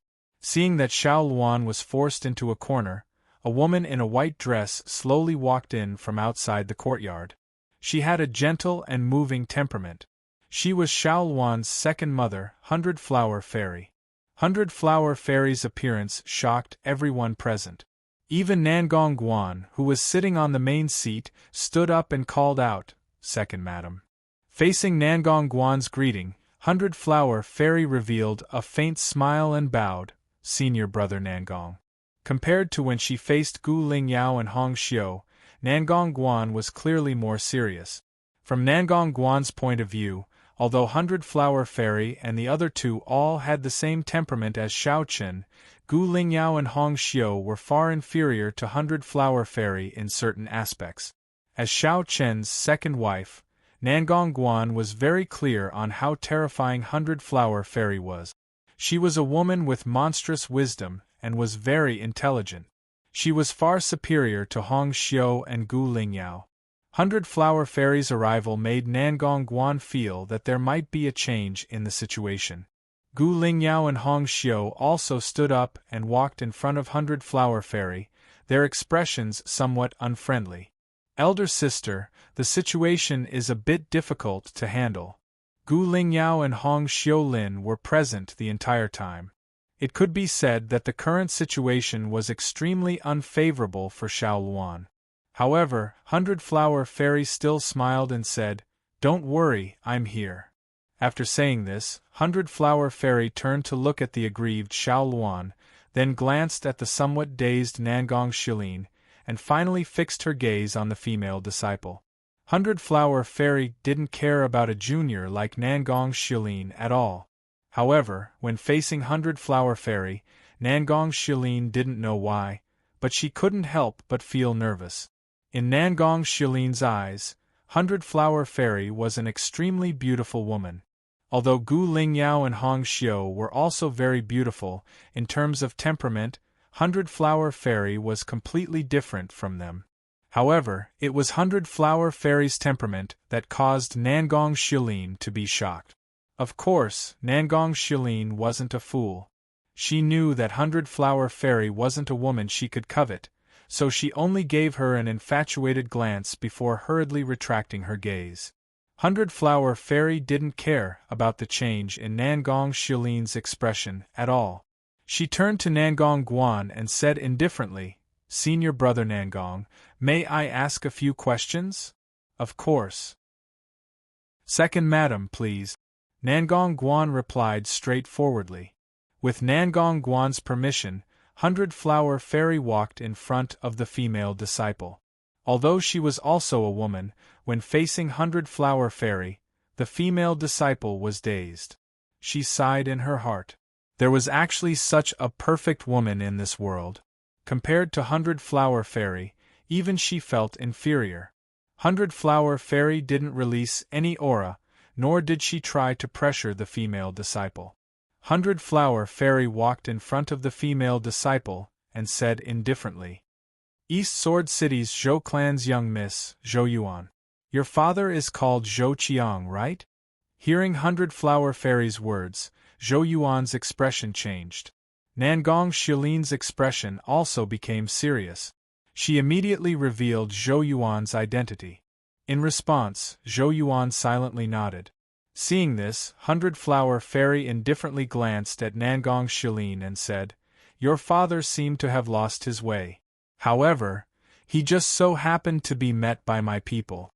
Now, he has safely returned home." Hundred Flower Fairy's words made Xiao Luan at a loss. He didn't understand what she meant at all. However, hearing this, Zhou Yuan and Nangong Shilin's expressions greatly changed. Especially Nangong Shilin. Her face instantly became gloomy, and cold sweat continuously appeared on her forehead. Begging for collection, begging for monthly votes, begging for recommendations. End of chapter. Chapter 2252. Hundred Flower Fairy's seemingly simple words immediately made Nangong Shilin nervous, while Zhou Yuan looked at Hundred Flower Fairy with an expression of disbelief, her eyes filled with shock and confusion. In truth, Hundred Flower Fairy had easily found out why Zhou Yuan was hiding the truth. It was because Nangong Shilin had ordered people to kidnap Zhou Yuan's parent. With her parents in Nangong Shilin's hands, Zhou Yuan could only do as Nangong Shilin requested.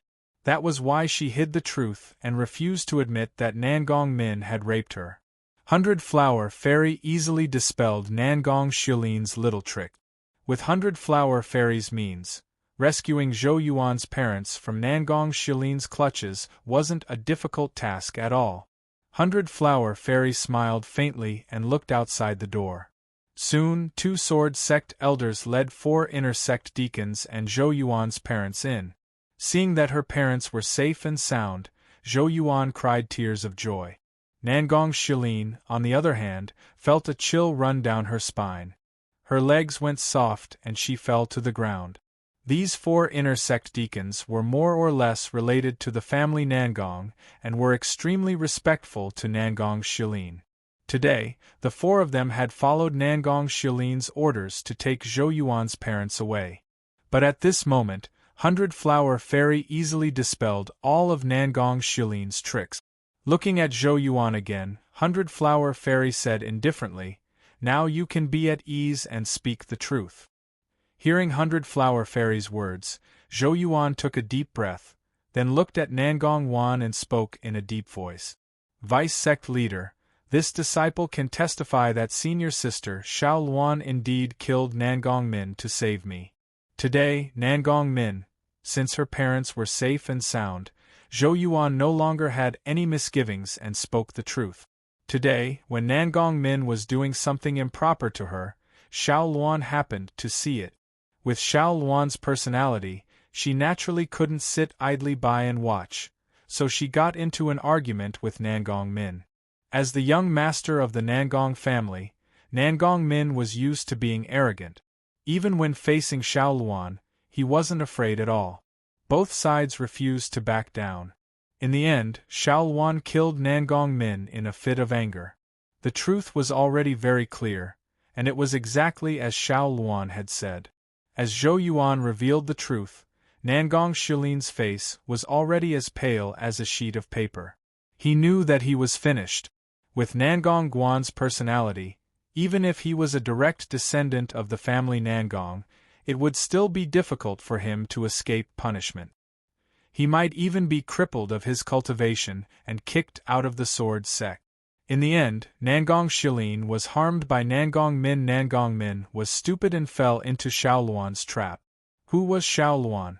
If it was Nangong Shilin, he definitely wouldn't go against Xiao Luan. However, Nangong Min didn't know the immensity of heaven and earth and was courting death. In the end, although Nangong Shilin didn't want to be enemies with Xiao Luan, because Xiao Luan killed Nangong Min, Nangong Shilin had no other choice but to think of a way to protect himself. Originally, Nangong Shilin wanted to hide the truth and take the righteous side. Then, he would be merciful and let Xiao Luan off this time. This would resolve the conflict between them. Nangong Shilin never thought of doing anything to Xiao Luan. He only wanted to protect himself. But now, it seemed that all of this was impossible. His little tricks were completely broken by Hua Fairy.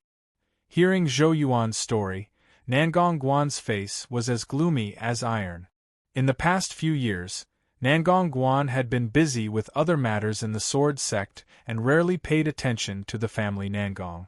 However, he clearly didn't expect that because of him, a family Nangong disciple would do such a thing in the sword sect. He looked coldly at Nangong Shilin. Facing Nangong Guan's gaze, Nangong Shilin's expression became ugly. However, he still lowered his head and kneeled on the ground. He said in a deep voice, "This disciple knows his mistake." "Now you know your mistake? But what's the use? Men, cripple Nangong Shilin's cultivation and chase him out of the sword manor."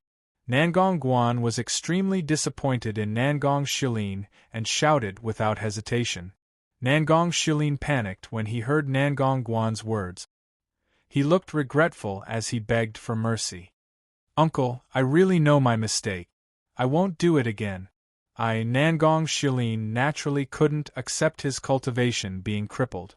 Once his cultivation was crippled, his life would be over, let alone being chased out of the sword sect.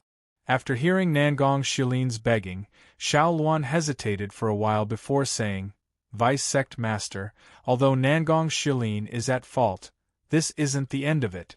I hope Vice Sect Master can be lenient." Xiao Luan wasn't familiar with Nangong Shilin, but as far as she knew, Nangong Shilin wasn't the same type of person as Nangong Min. At the very least, Nangong Shilin didn't do anything worse than a beast like Nangong Min. Moreover, Nangong Min had already been killed, and Nangong Shilin was implicated by Nangong Min crippling his cultivation and chasing him out of the sword sect was a heavy punishment. Hearing this, Nangong Shilin looked at Xiao Luan gratefully. Hearing this, Nangong Shilin looked at Xiao Luan gratefully. Hearing this, Nangong Guan remained silent for a while, then looked at Hua Fairy and the other two women and asked, "Madams, what do you think?" To be honest, Nangong Guan didn't have the heart to cripple Nangong Shilin's cultivation. However, this matter was related to Xiao Luan, and the three ladies were present. Nangong Guan had to give an explanation. Facing Nangong Guan's question, Hundred Flower Fairy smiled and said, "Senior Brother Nangong is too serious. The three of us can't interfere in the matters of the Law Enforcement Hall, so we'll let Senior Brother Nangong make the decision. However, this punishment is a bit too heavy. After all, the main culprit is Nangong Min, not Nangong Shilin. Senior Brother Nangong, please be magnanimous and give him a chance." 100-Flower Fairy didn't have the intention to kill Nangong Shilin. In her opinion, a junior like Nangong Shilin wasn't worth the trouble. Moreover, Nangong Shilin was a good seedling, and he wasn't an unpardonably evil person. If he was given a chance, it would be best if he could turn over a new leaf. Xiao Luan and 100-Flower Fairy both pleaded for Nangong Shilin. After a moment of silence, Nangong Guan looked at Nangong Shilin and shouted angrily, "You bastard! Bastard, you better remember that if it weren't for Xiao Luan and second madam pleading for you today, I would have crippled you and sent you to the cliff of reflection for a year. If you dare to offend me again in the future, I will not let you off easily." Hearing Nangong Guan's punishment, Nangong Shilin nodded and said, "Disciple knows his wrongs. I won't dare to offend you again. Please add me to your collection. Please recommend me."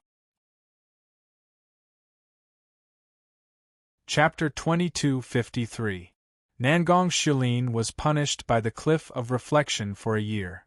This punishment wasn't too severe. Of course, if it weren't for Xiao Luan and 100-Flower Fairy's pleading, Nangong Guan wouldn't have made such a decision. Nangong Shilin was punished by the Cliff of Reflection for a year. This punishment wasn't too severe. Of course, if it weren't for Xiao Luan and 100-Flower Fairy's pleading, Nangong Guan wouldn't have made such a decision. Now that the truth was out, the matter had come to an end. Xiao Luan followed beside 100-Flower Fairy, but there wasn't the slightest trace of joy on her face. She knew that if it weren't for 100-Flower Fairy, she wouldn't have been able to explain herself. 100-Flower Fairy didn't mind and smiled. "You still have a lot to learn. You'll slowly learn in the future." She didn't mean to blame Xiao Luan. Xiao Luan might have been a little impulsive, but who hadn't been young before? 100-Flower Fairy and the others had also been at Xiao Luan's age. Hearing 100-Flower Fairy's words, Xiao Luan silently nodded. The group left the law enforcement hall. As soon as they stepped out, they saw Qin Xian anxiously waiting for them. Qin Xian had been waiting outside the law enforcement hall. Regarding Xiao Luan's matter, there was nothing he could do. Although Qin Xian was the young master of the Qin clan, he didn't have the qualifications to interfere with the law enforcement hall's matters. Thus, Qin Xian had no choice but to wait outside. Now that Xiao Luan had returned safely, Qin Xian finally let out a sigh of relief. He quickly walked over, but in front of 100-Flower Fairy and the other two girls, Qin Xian couldn't help but feel nervous. Seeing the nervous Qin Xian, 100-Flower Fairy smiled. "You guys can chat. Luan, if you have time, come back. Your father has something to say to you." 100-Flower Fairy and the other two girls didn't pay much attention to Qin Xian. As soon as they finished speaking, the three girls floated away. Xiao Luan was also accompanied by Qin Xian, walking towards the inner sect. Xiao Luan's matter was resolved perfectly. That night, Nangong Guan even went to look for Xiao Chen and took the initiative to admit her mistake.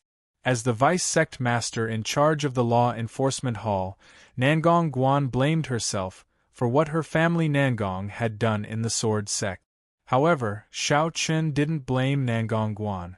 After all, as the sword sect grew, such things were inevitable. However, because of this matter, Xiao Chen still hoped that Nangong Guan's law enforcement hall would be stricter, so that the sword sect's rules could be implemented. Nothing could be accomplished without rules. Even if Xiao Chen's children violated the sect rules, they would not be exempted from punishment, let alone others. Nangong Guan naturally didn't hesitate to agree to Xiao Chen's request. The two of them chatted for around 2 hours before Nangong Guan said goodbye and left. Xiao Luan's matter didn't cause too much of an impact in the sword sect. This was also something that Xiao Chen intended. In the next few days, Long Qing and Xianyuan Ling went into seclusion to try to break through to the End Realm. Xiao Chen also prepared many pills and cultivation resources for the two of them to support their breakthroughs. Long Qing and Xianyuan Ling could be considered monstrous geniuses. If the two of them broke through to the End Realm, they would be of great help to the sword sect. Xiao Chen naturally didn't hold back in helping the two of them. After Xianyuan Ling and Xianyuan Ling went into seclusion, Xiao Chen didn't slack off on his cultivation. However, on this day, the Daoju of the sword sect personally sent a letter to Xiao Chen, saying that they wanted to hold another sword and saber conference.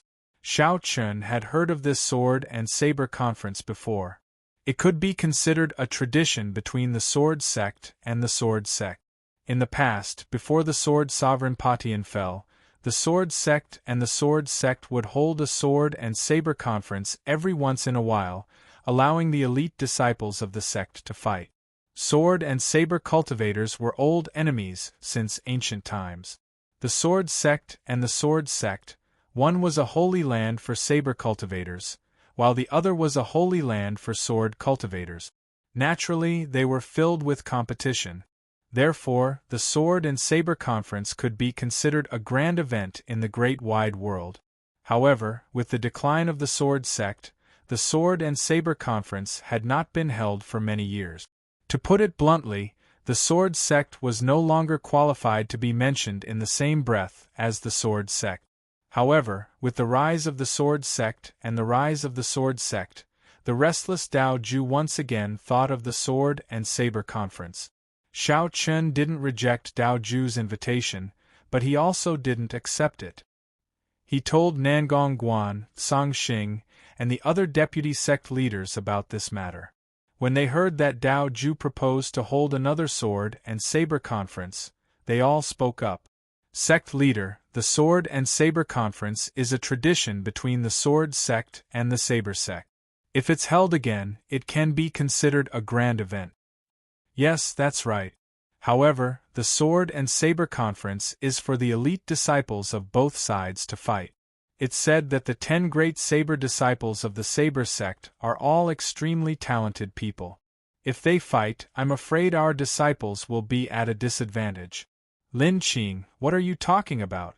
Are the core disciples of the sword sect weaker than the 10 great saber disciples of the saber sect?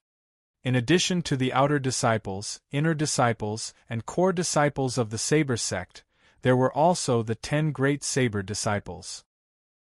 The 10 great saber disciples were the most talented, the most powerful, and the most profound among the hundreds of thousands of disciples in the saber sect. They were given the title of saber disciple. At any given time, the number of saber disciples in the saber sect would only be 10. It would not be more or less. This was the tradition of the saber sect.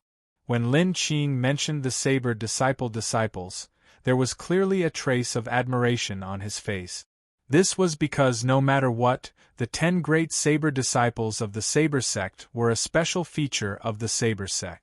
Moreover, they had indeed brought honor to the saber sect.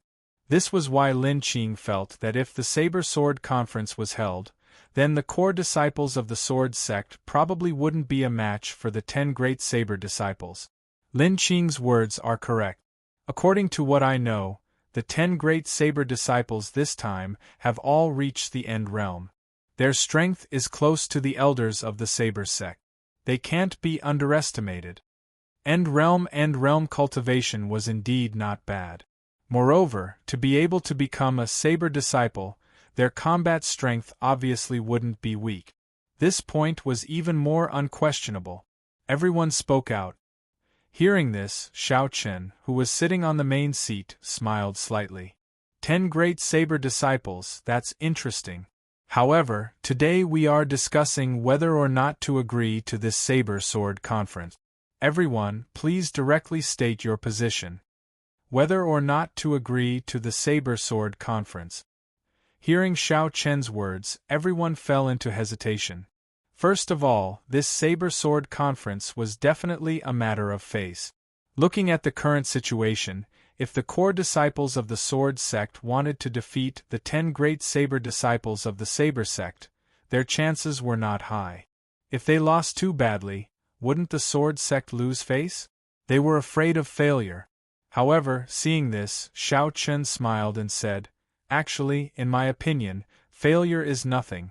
As a martial artist, as a disciple of the sword sect, If you don't have the courage to move forward, then what is the point of talking about other things? Although the 10 great saber disciples of the saber sect are strong, the disciples of the sword sect are not necessarily weak. Begging for collection, begging for monthly votes, begging for recommendations. Chapter 2254. Lin Qing and the others felt that the disciples of the sword sect were still a little weaker than the disciples of the 10 great saber disciples. Once they fought, the sword sect would lose face. Lin Qing and the others felt that the disciples of the sword sect were still a little weaker than the disciples of the 10 great saber disciples. Once they fought, the sword sect would lose face. After all, the sword and saber conference would definitely attract a lot of attention. If the disciples of the sword sect lost too badly, then the sword sect would naturally lose face. But Xiao Chun had a completely different attitude towards this. Afraid of losing? In Xiao Chen's opinion, was there anything in this world that was guaranteed to win? If one chose to run away just because they were afraid of losing, then what kind of martial arts were they practicing? What kind of sword arts were they practicing? Xiao Chen's words made Song Xing's expression change. At the same time, they also understood Xiao Chen's thoughts. In fact, Xiao Chen had already decided in his heart that he would agree to Dao Ju's suggestion to hold another sword and saber conference. However, even if he had the determination and courage to move forward, in terms of strength, there was still a gap between the disciples of the sword sect and the disciples of the 10 great saber disciples. Moreover, this sword and saber conference was just a battle between the top disciples of both sides. The sword sect would definitely send out the disciples of the 10 great saber disciples. Seeing the worries in everyone's hearts, Xiao Chen smiled and said, "Let's go. Follow me to a place." Then, without waiting for Song Xing and the others to reply, Xiao Chen took the lead and flew into the air. Seeing this, although Song Xing and the others did not know where Xiao Chen was going, after exchanging glances, they still hurriedly chased after him. Behind the main peak of the sword sect, there was a deep valley. This valley was currently extremely desolate. Under normal circumstances, no one would come here. Seeing Xiao Chen enter the valley, Song Xing and the others were puzzled. As the vice-sect master of the sword sect, they naturally knew what kind of place this valley was. Burial Sword Valley. This was the sword sect's Burial Sword Valley. All the swords abandoned by the disciples, deacons, and elders of the sword sect were discarded here. Over time, this place became a graveyard for swords.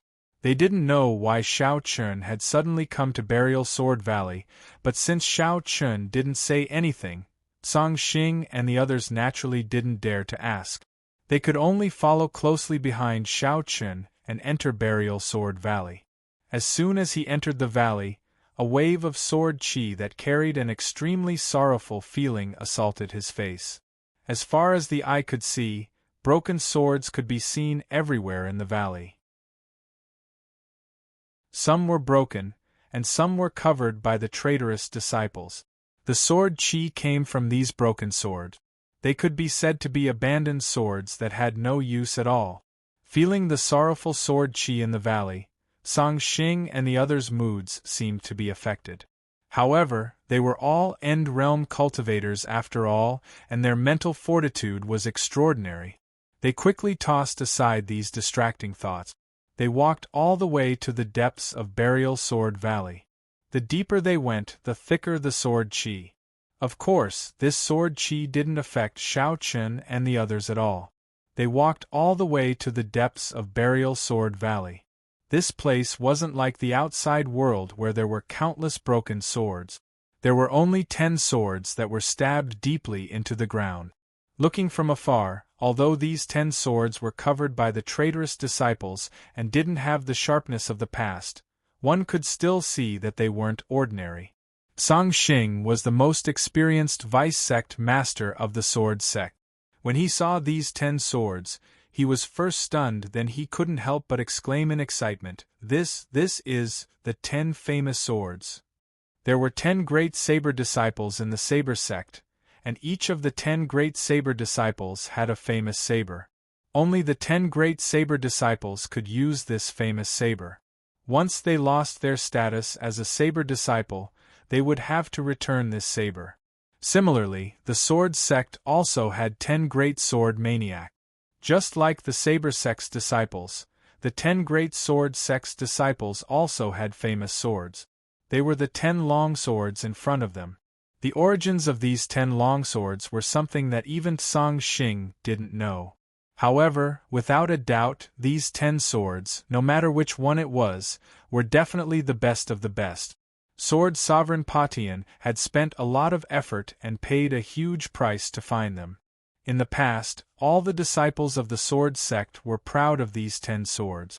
These 10 swords were one of the symbols of the 10 great sword sect's disciples. However, as the sword sect's power declined, the 10 great sword maniacs ceased to exist. These 10 swords also disappeared with the 10 great sword maniacs and were buried deep in the sword burial valley. It was said that these 10 famous swords had given birth to sword spirit. Swords had spirits, so when the last batch of sword freak disciples were young, they would choose to sleep in the sword burial valley and hide their sharpness, waiting for a new batch of sword freak disciples to appear and regain their recognition. Many years had passed and these 10 swords were buried in the sword burial valley. Even Song Xing had forgotten about their existence. And now, Xiao Chen led the group to this place. As though they were aware of Xiao Chen's identity, the 10 swords trembled subconsciously and let out deep sword hums. Upon hearing the sword hums, Song Xing and the others' expressions changed slightly. It wasn't difficult for them to hear the desolation and despair in the hums. Back then, the 10 great sword maniacs of the sword sect wielded the 10 great swords and were extremely awe-inspiring in this world. But now, these 10 great swords could only be buried deep in the sword burial valley and could no longer be controlled by their masters.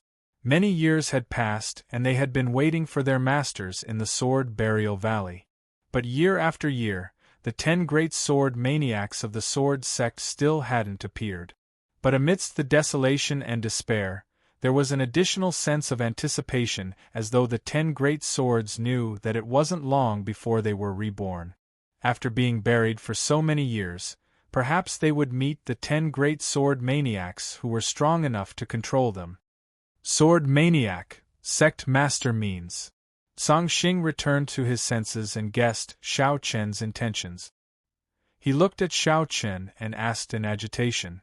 Facing Song Xing's question, Xiao Chen stood with his hands behind his back and gazed at the 10 great swords that were humming incessantly. That's right. I want to reselect the 10 great sword maniacs to participate in this sword blade conference and let the 10 great swords reappear in this world. Xiao Chen went up to the 10 swords and stroked one of them gently. The razor-sharp blade couldn't hurt Xiao Chen at all. Before Xiao Chen, the 10 great swords were as docile and obedient as children. The razor-sharp blade aura instantly turned gentle. Famed swords have spirits. How can they be buried deep in this dark burial sword valley? As one of the 10 famed swords of Swords Gate, it should be reborn and protect the glory of Swords Gate for eternity. Xiao Chen gently stroked the sword and softly murmured with a faint smile on his face. Chapter 2255. Xiao Chen gently stroked the blade of the sword with one hand and said with a faint smile on his face. As Xiao Chen's voice faded, 10 rays of sword aura suddenly shot up from the 10 swords into the sky. Xiao Chen gently stroked the blade of the sword with one hand and said with a faint smile on his face. As Xiao Chen's voice faded, 10 rays of sword aura suddenly shot up from the 10 swords into the sky. Xiao Chen did not want the famed swords to be covered in dust, so he wanted to establish the 10 disciples of the sword fanatics once again. For a moment, the 10 famed swords seemed to want to burst out all the grievances they had suffered over the years. Terrifying sword aura shot up into the sky from the burial sword valley. Even the many disciples in the sword gate could feel the 10 terrifying sword auras. That's the direction of the Burial Sword Valley. Many disciples shifted their gaze to the Burial Sword Valley as they couldn't understand why there were such terrifying sword aura. The 10 rays of sword aura shocked many disciples in the sword sect. As soon as Xiao Chen sensed the sword aura, the smile on his face widened. Don't worry. I won't let you be buried in the dark Burial Sword Valley. Xiao Chen's group didn't stay in the Burial Sword Valley for long before they left and returned to their residence. Xiao Chen instructed Song Xing to pass down the order for the sword sect to establish a new generation of the 10 sword fanatics whose status was above that of the core disciples. The 10 sword fanatics. This was considered a tradition in the sword sect. Xiao Chen replied to Dao Ju and agreed to hold the sword blade conference. However, he did set the date to be 2 years later. Dao Ju didn't reject Xiao Chen's suggestion. So be it 2 years later. Dao Ju didn't mind at all. The matter of the sword and saber conference was settled. At the same time, the news of the sword gate forming the 10 sword fanatics' disciples quickly spread throughout the entire sword gate. Many disciples were extremely excited. However, some of the new disciples clearly did not know what a sword fanatic's disciple was. However, after the explanation of the older disciples, they quickly understood. To put it bluntly, the top 10 sword maniac disciples were the face of the sword sect. They were the representatives of hundreds of thousands of disciples in the sword sect and represented the strongest fighting strength of all the disciples in the sword sect. As for the status and power of the top 10 saber disciples of the saber sect, it was clear. It could be said that the sword maniac's disciples were the best among all the disciples. They were deeply admired and loved by many disciples of the sword sect.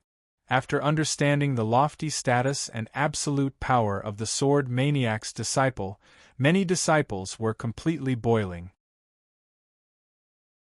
The sword maniac's disciple was an existence that was second only to one person and above tens of thousands of people. Moreover, because he was going to rebuild the sword maniac's disciples, Xiao Chen was very generous with the conditions this time. No matter what level of disciple they were, as long as they were willing, they could sign up for the sword maniac's disciple selection. Of course, even though there were no restrictions in this regard, if one did not have true strength, then one would only be asking for a rebuff. Therefore, even though outer disciples could sign up for the sword maniac's disciple selection, everyone was clearly aware that the ones who could truly compete for the position of sword maniac's disciple were the core disciples. They were originally the strongest group of disciples in the sword sect. They enjoyed the best cultivation environment and resources. Their cultivation, combat strength, and natural talent were all the best among the numerous disciples in the sword sect. Only they were the strongest competitors for the sword maniac's disciple selection this time. Naturally, the core disciples were very clear about this. Therefore, they were even more excited than the inner and outer disciples because this was an opportunity for them to leap over the dragon gate and ascend to the heavens in a single bound. In a beautiful abode in the core disciple area, this was the residence of the third core disciple of the sword sect, Lu Qingyao. Lu Qingyao's name resounded like thunder among the numerous disciples in the sword sect. It was not only because of her identity as the third core disciple, but also because of her peerlessly beautiful appearance. Some had even evaluated her as the number one beauty in the sword sect. Of course, this number one beauty didn't include Qin Shuru and the others. After all, no one dared to talk about Xiao Chen's wife behind her back. However, Lu Qingyao had always been very indifferent to all the praise in the outside world. Her temperament was indeed like that. She was quiet and elegant. She always gave others the feeling that she was as calm as water, as if nothing could arouse her interest. Except for one thing, and that was Xiao Chen. According to Lu Qingyao, Xiao Chen was the only person she admired, and her life's goal was to surpass Xiao Chen. For this reason, she didn't hesitate to enter the sword sect and cultivate tirelessly. In recent years, Lu Qingyao rarely made a move because there were already very few people in the sword sect who were worthy of her. Usually, Lu Qingyao rarely showed her face outside of cultivation. She lived in seclusion and gave others an extremely mysterious feeling. But at this time, beside a lotus pond in the cave, a young girl in green clothes was sitting in a pavilion by the lake, and in front of her was a handsome young man. The young man looked at Lu Qingyao with a hint of love in his eyes from time to time, but Lu Qingyao turned a blind eye to it, causing the young man to feel rather helpless. The young man was called Qin Kunlun, and he was also a well-known figure in the sword sect. He was the number one core disciple, or rather, the number one disciple in the sword sect. Among the numerous disciples in the sword sect, Qin Kunlun's strength was undoubtedly number one. The two of them sat opposite each other. Qin Kunlun knew that Lu Qingyao wasn't interested in him, or it could be said that Lu Qingyao was only interested in one man, and that was their sect master, Shao Chen. Qin Kunlun knew this very well. Qin Kunlun took a sip of tea with a faint smile on his face. The sect master wants to reorganize the 10-sword freak. Junior sister, you should be participating, right? Of course. Lu Qingyao nodded indifferently.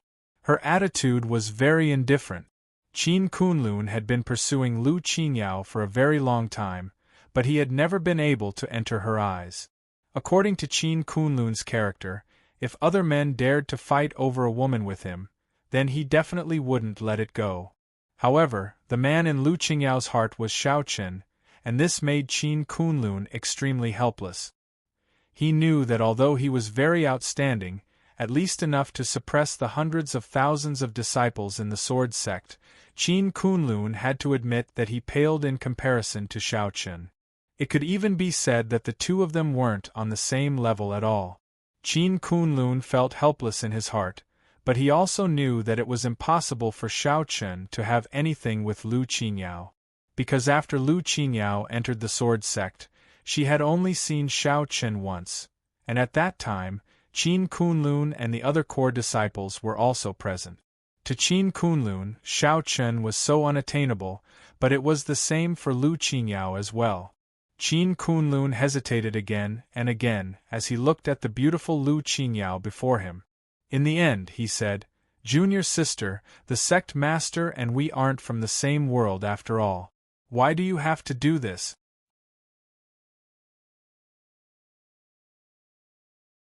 Chapter 2256. Qin Kunlun wanted to persuade Lu Qingyao to let go, but after hearing his words, Lu Qingyao directly got up and said faintly, "I'm a little tired." Then, she walked away. Looking at Lu Qingyao's back, Qin Kunlun opened his mouth, but in the end, it turned into a bitter smile. Others didn't know Lu Qingyao's thoughts, but Qin Kunlun understood. However, looking at Lu Qingyao's appearance, she probably wouldn't listen to him no matter how much he said.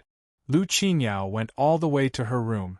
It was just Lu Qingyao's boudoir, and on the wall of the room, there was a portrait of Shao Chen. White clothes and white hair, giving people an ethereal feeling. To be honest, after joining the sword sect for so long, the number of times Lu Qingyao saw Shao Chen could be counted on one hand. And this portrait was drawn by Lu Qingyao according to her memory. That's right, this portrait was drawn by Lu Qingyao according to her memory. Looking at the portrait, Lu Qingyao was a little lost in thought. "I just want to be closer to you." Others might be excited about the selection of the sword maniac's disciple, but for Lu Qingyao, the reason she wanted to become the sword maniac's disciple was not for anything else, but to be closer to Shao Chen. In Lu Qingyao's opinion, perhaps after becoming the sword maniac's disciple, she should be able to have more contact with Shao Chen. She should be able to be closer to Shao Chen. Looking at the portrait in a daze for a long time, but in the end it turned into a sigh.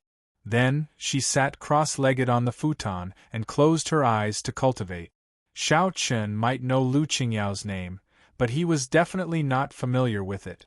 Because in these years, Shao Chen rarely paid attention to the internal affairs of the sword sect. He heard of Lu Qingyao's name only because she was the third core disciple, which could be regarded as the strongest batch of disciples in the sword sect. The selection of the sword maniac's disciple was handed over to Tsang Xing. The time was set to be 10 days later. At that time, all disciples who signed up could participate. To Xiao Chen's surprise, Xiao Luan also signed up for the selection of the sword maniac's disciple. 10 days passed very quickly, and it could even be said to be in the blink of an eye. On this day, the entire sword sect could be said to be in an uproar. Countless disciples gathered at the entrance of the Sword Burial Valley. Burial Sword Valley was the location of the selection of the sword maniac's disciples. Of course, this was also Chen's idea.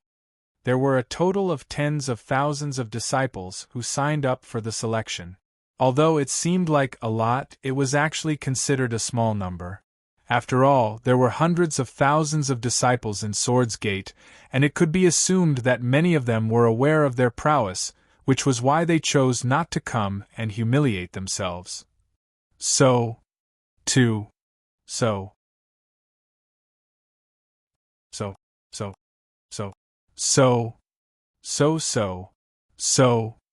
The rules of the 2 stages were very simple, especially the first stage.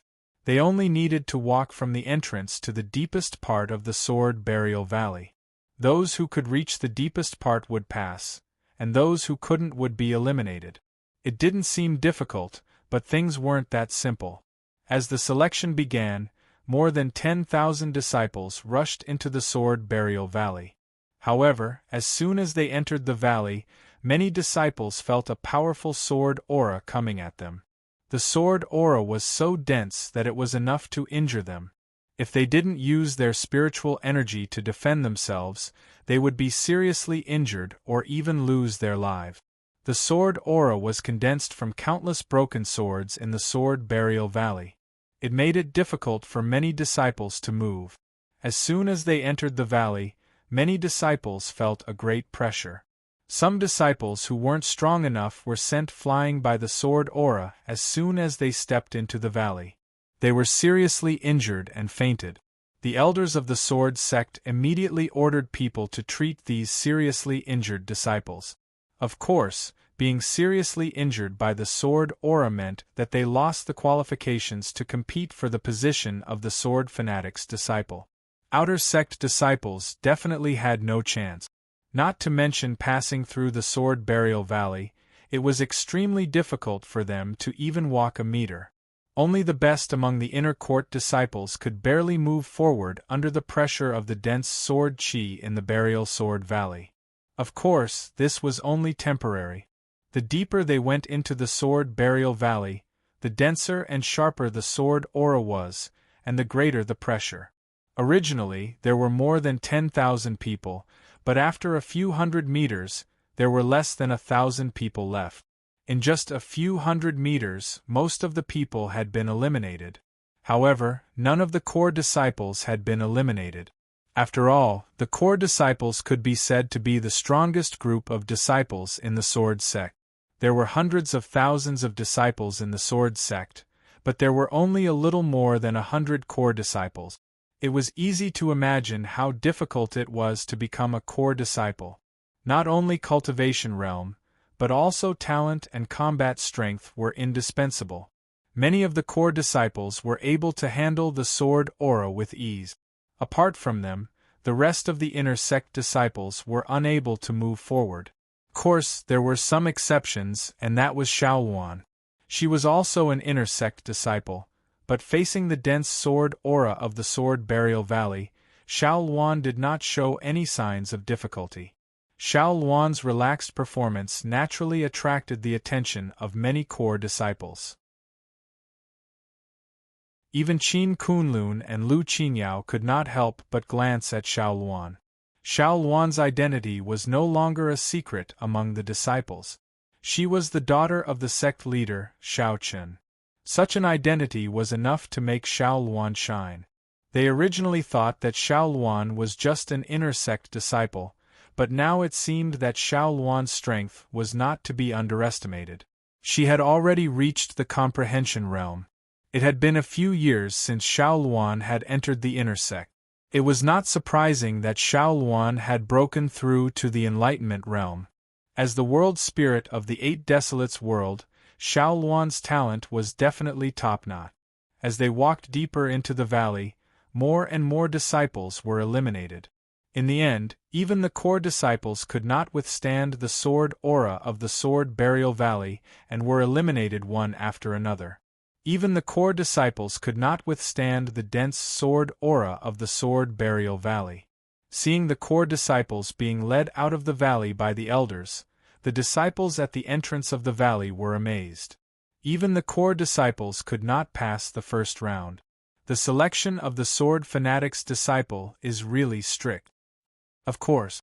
After all, the sword fanatic's disciple represents hundreds of thousands of disciples in the sword sect. If it was so easy to become one, wouldn't it be a disgrace to the sword sect? Many disciples began to discuss in low voices. Chapter 22:57. At first, many disciples were shocked that the core disciples couldn't pass the first stage of the selection. Many of them even felt that the difficulty of the selection was too high. At first, many disciples were shocked that the core disciples couldn't pass the first stage of the selection. Many of them even felt that the difficulty of the selection was too high. After all, the core disciples were the strongest batch of disciples in the sword sect. It was indeed unexpected that they couldn't pass the first stage of the selection. But soon, someone retorted. This time, the selection was for the top 10 sword maniac disciples. Whether it was strength or talent, they must be above the core disciples. Moreover, they must be at least one level higher than the core disciples. Otherwise, how could they be qualified to become one of the top 10 sword maniac disciples? Many disciples gathered outside the valley and discussed softly. Their strength wasn't enough to compete for the top 10 sword maniac disciples, but it didn't dampen their enthusiasm for the selection. While the disciples outside were debating, Qin Kunlun, Lu Qinyao, Xiao Luan and the rest were still advancing in the valley. At this point, there were fewer and fewer people who could resist the sword qi. There were only a few hundred people left and Xiao Luan was the only inner disciple left. Originally, Qin Xian and Xiao Luan had signed up for the Sword Maniac's disciple selection this time. However, Qin Xian had already been eliminated earlier. It couldn't be helped. Although Qin Xian was talented as the young master of the Qin clan, there was still a gap between him and Xiao Luan and the other core disciples. What's more, even the weaker core disciples couldn't withstand the sword qi here, let alone Qin Xian. One disciple after another was eliminated. In the end, everyone successfully reached the deepest part of the Burial Sword Valley. When the 10 swords were in front of them, there were only 30 people left. Tens of thousands of disciples signed up for the selection, but only 30 people passed in the end. Such a harsh test was indeed a little cruel. However, this was the result that Xiao Chen wanted to see. After all, this was the selection of the top 10 sword maniac disciples, not some rotten cabbage on the street. Xiao Chen had always insisted on the principle of better quality than substandard. If no one could pass the first stage of the selection, Xiao Chen would rather leave the position of the top 10 sword maniac disciples empty for the time being. However, the results weren't bad. At least 30 people made it to this point, including Xiao Luan. Apart from Xiao Luan, these 30 people were the cream of the crop among the core disciples. The fact that they could make it to this point proved their strength. As the disciples arrived at the deepest part of the Sword Burial Valley and gazed at the 10 famed swords, Qin Kunlun, the number 1 core disciple, couldn't help but reveal a glint of excitement in his eyes. 10 Sons Swords. Qin Kunlun had spent the past few days learning about the 10 sword fanatics of Swords Gate, so he naturally knew the origin of the 10 Sons Sword. The 10 Children's Sword was the collective name of the 10 famed swords in front of him. They belonged to each of the 10 great sword fanatics, and each of the 10 Children's Sword was a peerless divine weapon. Along with Qin Kunlun's shock, a clear laughter sounded out of nowhere. That's right, it's the 10 children's sword. Xiao Chen, Song Xing, Lin Qing, Nangong Guan, and the other higher-ups of the sword sect appeared one after another. Xiao Chen swept his gaze across the 30 people and said with a satisfied expression, "Not bad. It seems like all of you live up to your reputation. But whether you can become one of the top 10 sword maniac disciples in the end will depend on whether you have the strength to do so." Facing Xiao Chen and the other higher-ups of the sword sect, even Qin Kunlun couldn't help but feel a little nervous. Under his lead, everyone bowed respectfully. Greetings, sect leader and vice-sect leaders. It was rare for the core disciples to see Xiao Chen. At this moment, Lu Qinyao, who stood beside Qin Kunlun, had her beautiful eyes fixed on Xiao Chen. Her eyes glinted with joy. Lu Qinyao was very happy to see Xiao Chen every time. Even if it was just a glance from afar, she felt that it was enough. Xiao Chen didn't feel Lu Qingyao's gaze. Or rather, he didn't care at all. The smile on his face didn't fade as Xiao Chen said indifferently, "I won't say much about what the top 10 sword maniac disciples mean to the sword sect. I believe all of you already know. Since you've passed the first stage, let's begin the second stage." The first stage was to eliminate those who weren't strong enough. The fact that Qin Kunlun and the others could reach this stage already proved that their strength was top-notch among all the disciples of the sword sect. Since that was the case, the second stage of the test was to show their true strength. Under the personal supervision of Song Xing, each of the 30 people present would have to fight with the other 29 people. In the end, the rankings would be determined based on the result. Only those who entered the top 10 would have the chance to become one of the top 10 sword maniac disciples. That's right, even if you successfully entered the top 10, it didn't mean that you would definitely become one of the top 10 sword maniac disciples. This was because there was still one final test, which was the test from the 10 child swords. One had to obtain the approval of one of the 10 child swords in order to become one of the top 10 sword maniac disciples. This was also the rule of the sword sect.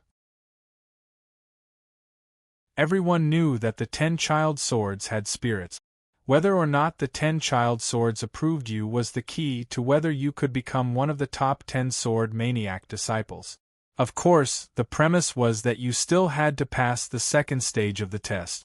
Otherwise, you wouldn't have the chance to come into contact with the 10 child swords. Xiao Chen naturally attached great importance to the selection of the top 10 sword maniac disciples, so he planned to personally watch the battles. Sitting cross-legged in the air, Song Xing, Nangong Guan, and the others gathered around Xiao Chen and smiled at Song Xing. "Let's begin." Hearing Xiao Chen's words, Song Xing immediately shouted, "The first battle, Qin Kunlun against Zhang Mingfeng." As soon as Song Xing's words came out, everyone below was stunned. Was there going to be an earth-shattering battle right from the start? Qin Kunlun was the #1 core disciple, so there was no need to talk about his strength. Zhang Mingfeng wasn't weak either. He was ranked 7th core disciple, so he also belonged to the small group of people at the top. Song Xing arranged such a battle right from the start, which made everyone secretly excited. After all, they were all core disciples, but they hadn't fought for a long time, let alone in such an environment. Everyone spontaneously retreated to the side, leaving space for Qin Kunlun and Zhang Mingfeng. Xiao Chen also gently waved his hand and used Sword Realm to seal the surrounding space, creating a completely undisturbed battle environment for the two of them. Under the cover of Sword Realm, Qin Kunlun and Zhang Mingfeng's battle couldn't affect the outside world. In this way, the two of them could naturally fight without any scruples.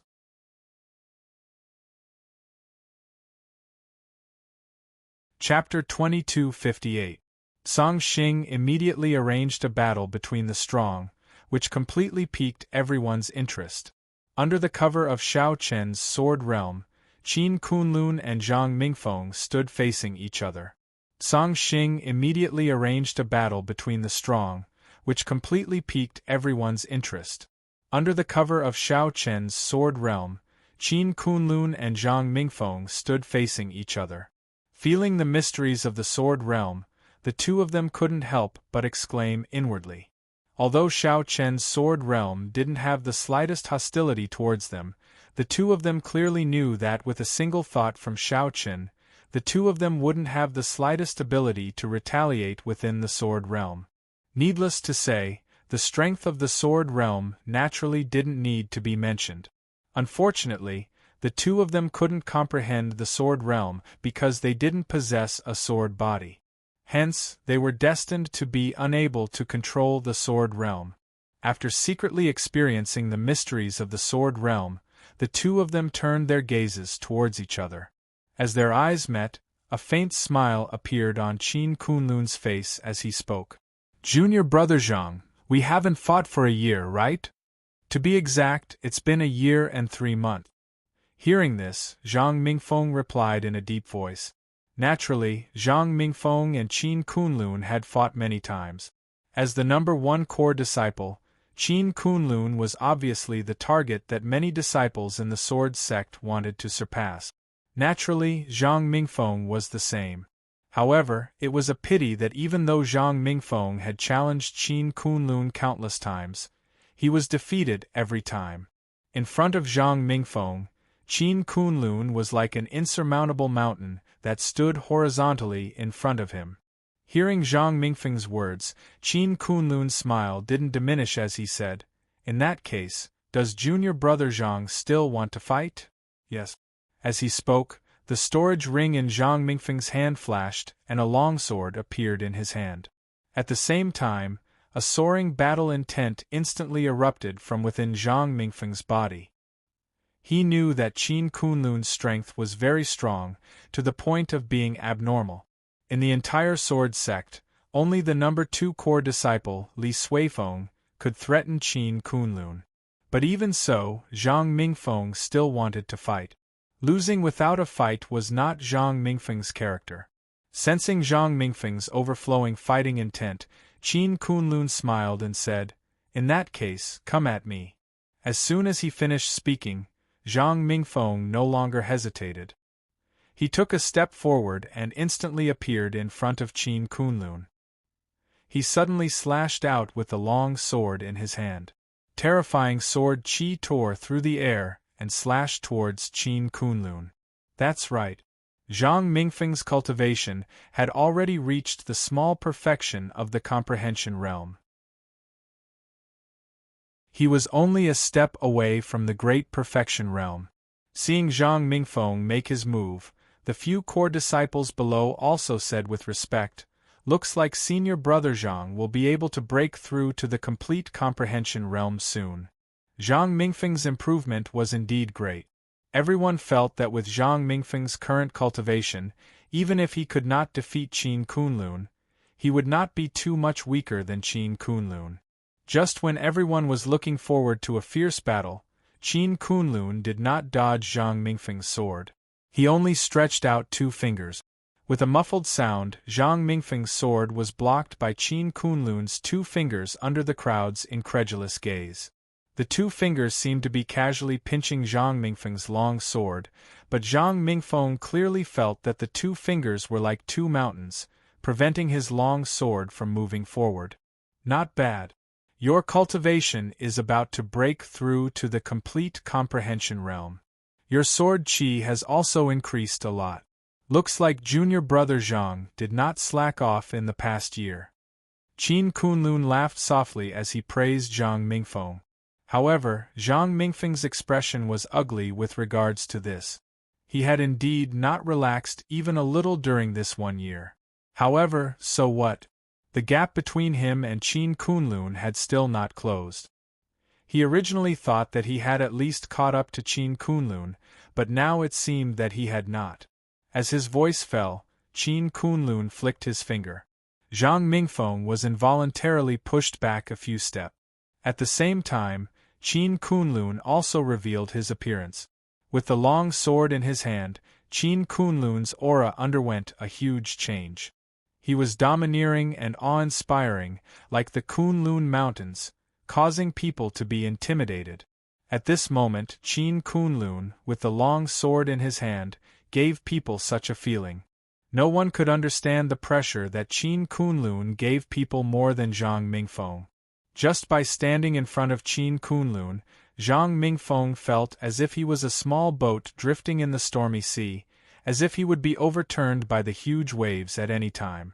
Forcefully withstanding the huge pressure that Qin Kunlun gave him, Zhang Mingfeng raised his head and looked straight at Qin Kunlun. At this moment, the smile on Qin Kunlun's face had disappeared. His expression was dignified, like a king between heaven and earth. "Junior brother Zhang, come and try my sword." Kunlun's sword technique. As he spoke, Qin Kunlun's sword slashed down in an extremely ordinary manner. However, just this one slash made Zhang Mingfeng feel that his hair stood on end, and his back was unconsciously eroded by cold sweat. The sword had not yet arrived, but the terrifying pressure was already pressing down on Zhang Mingfeng, making it difficult for him to breathe. Facing his scalp, Zhang Mingfeng raised his sword to block. However, when the two collided, Zhang Mingfeng was like a kite with a broken string, and he was directly sent flying. One slash, just one slash, and Zhang Mingfeng was defeated. Looking at Qin Kunlun, who was standing below with a sword in his hand like an emperor, Xiao Chen, who was in the sky, smiled faintly. "This boy is not bad." Xiao Chen actually praised Qin Kunlun personally. Hearing this, Nangong Guan and the others on the side also smiled and echoed. "He is indeed not bad. This boy has quite a deep understanding of the monarch's sword Dao." When he slashed down with his sword, the power was overwhelming. Before the fight even started, his opponent was already terrified. Xiao Chun and the others were at a very high level, and their eyesight was also very experienced. With a single glance, they could tell that Qin Kunlun was walking on the monarch's sword Dao. With one slash, the world lost its color. Qin Kunlun had indeed comprehended the essence of the monarch's sword Dao, and Zhang Mingfeng's defeat was understandable. The outcome of the fight had been decided, and Qin Kunlun did not continue to attack. Although Zhang Mingfeng still had the strength to fight, the two of them were brothers from the same sect, and there was no need for them to fight to the death. Putting his sword back into its scabbard, Qin Kunlun's face once again revealed a faint smile. He looked at Zhang Mingfeng and said, "Junior brother Zhang, thank you for letting me win. Senior brother, you don't have to be like this. My skills are inferior, and I'm not far from losing." Zhang Mingfeng was not a sore loser. Since Qin Kunlun was stronger than him, his loss was his loss.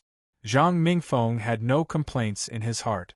Of course, this failure also made Zhang Mingfeng secretly swear that he would work hard in his cultivation in the future. Sooner or later, he would surpass Qin Kunlun.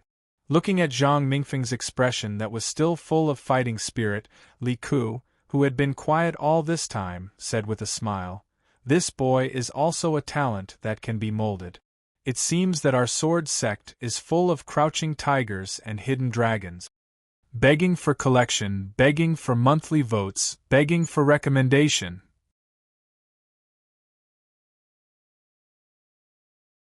Chapter 2259.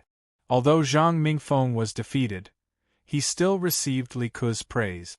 He didn't get angry because he was defeated by Qin Kunlun. Instead, he calmly admitted his defeat. Such a temperament was indeed good. After hearing Li Ku's words, Zhou Song laughed and scolded, "You only know now? Who asked you to not care about the sex matters at all?" Li Ku was a bit of a loner, so he usually didn't care about the sword sex matters.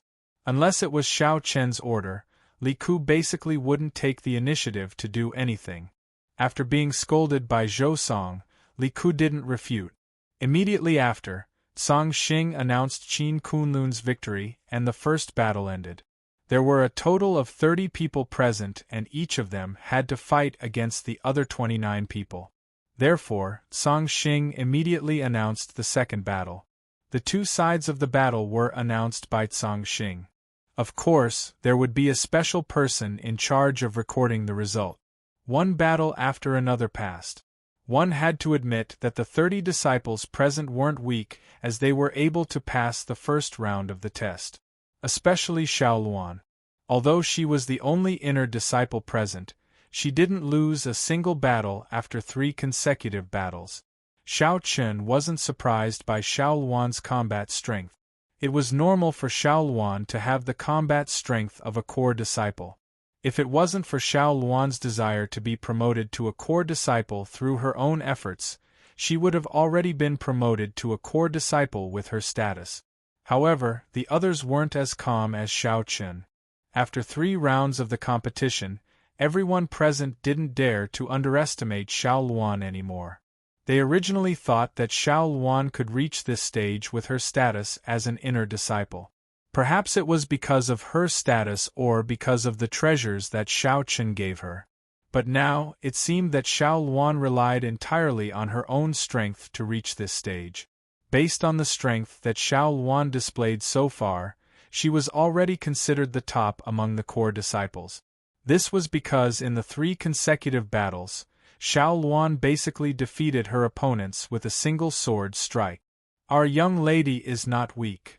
Even Qin Kunlun couldn't help but glance at Xiao Luan with a smile on his face. In terms of looks, Xiao Luan and Lu Qinyao were on par. In terms of strength, it was difficult for Qin Kunlun to see through Xiao Luan. After all, Xiao Luan had not really fought before. She had a heaven-defying background, high talent, and unparalleled beauty. It could be said that Xiao Luan was a perfect woman. It was no wonder that even Qin Kunlun could not help but pay attention to her. The competition continued one after another. At this time, the 30 people present had basically widened the gap between them. For example, Qin Kunlun, Li Suifeng, Lu Qinyao, Xiao Luan, and the others were still undefeated. They were basically guaranteed to be in the top 10. After Qin Kunlun defeated another opponent, Song Xing immediately announced the start of the next match. Lu Qinyao vs. Xiao Luan. Along with Song Xing's announcement, everyone was stunned. Qin Kunlun also revealed a meaningful smile. Interesting. Xiao Luan and Lu Qinyao were the 2 beauties of the sword sect. They did not have much interaction before, but this would be the first time they fought. After hearing Song Xing's announcement, Lu Qinyao and Xiao Luan went up to the stage at the same time. Lu Qingyao's expression was calm. Even though she knew Xiao Luan's identity, she did not intend to go easy on her. Similarly, facing Lu Qinyao, Xiao Luan's eyes flashed with a trace of battle intent. She knew that Lu Qinyao was very strong and was completely different from her previous opponent. "Senior sister, please." Xiao Luan took out her sword and said indifferently, "Senior sister, please." Lu Qinyao did not have the slightest bit of carelessness. In response, Lu Qinyao also drew her long sword and calmly replied, "I'm coming." After saying that, Lu Qinyao directly stabbed out with her sword. This sword was very fast, so fast that no one could see its trajectory. It appeared in front of Xiao Luan out of thin air. Xiao Luan narrowed her eyes and immediately raised her sword to block. The 2 long swords collided and produced a muffled sound. However, from just one exchange, it could be seen that both of them were very strong. Lu Qinyao was able to become the 3rd core disciple of the sword sect. She definitely did not rely on her appearance. She indeed had the strength to do so. However, facing Lu Qinyao, Xiao Luan was not to be outdone. Looking at the intense battle between the 2 women, Qin Kunlun commented softly, "It seems that young lady's strength is enough to enter the top 5. In Qin Kunlun's opinion, Xiao Luan's strength was enough to enter the top 5 core disciples. She was even stronger than Zhang Mingfeng. As soon as she finished speaking, the battle between the 2 women entered its climax. Lu Qinyao did not have the slightest intention of showing mercy. It was obvious that she was going all out and did not go easy on Xiao Luan just because of her identity. After a fierce battle, Lu Qingyao's attacks didn't diminish. At the same time, she looked at Xiao Luan and said indifferently, Junior sister Xiao, you're strong enough to enter the top 5 core disciples.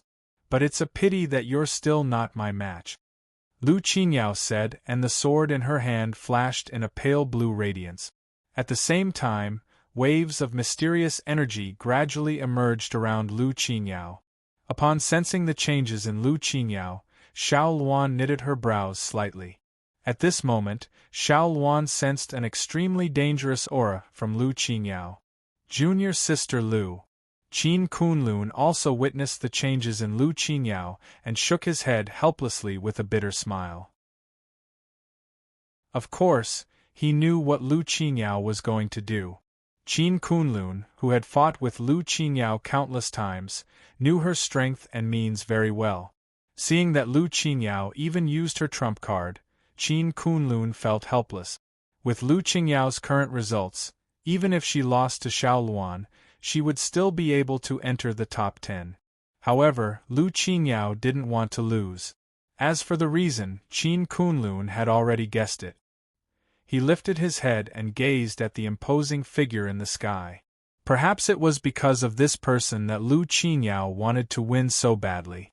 Qin Kunlun's guess was right. It was because of Xiao Qin that Lu Qingyao didn't want to lose, even if her opponent was Xiao Luan. Lu Qingyao's gaze was incomparably firm. Her aura surged continuously and she swore in her heart. I just want to be closer to you. With this thought in mind, Lu Qingyao slashed her sword and said softly, Junior sister Xiao, be careful. Flowing waterfall. Lu Qingyao said and slashed her sword. In an instant, spiritual energy rushed toward Xiao Luan like raging waves, as though they were going to drown Xiao Luan. Please add me to your collection. Please recommend me.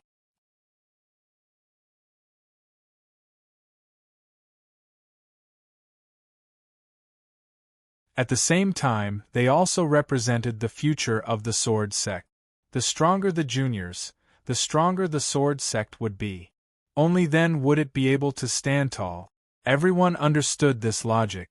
Therefore, Xiao Qin was never stingy when it came to nurturing juniors.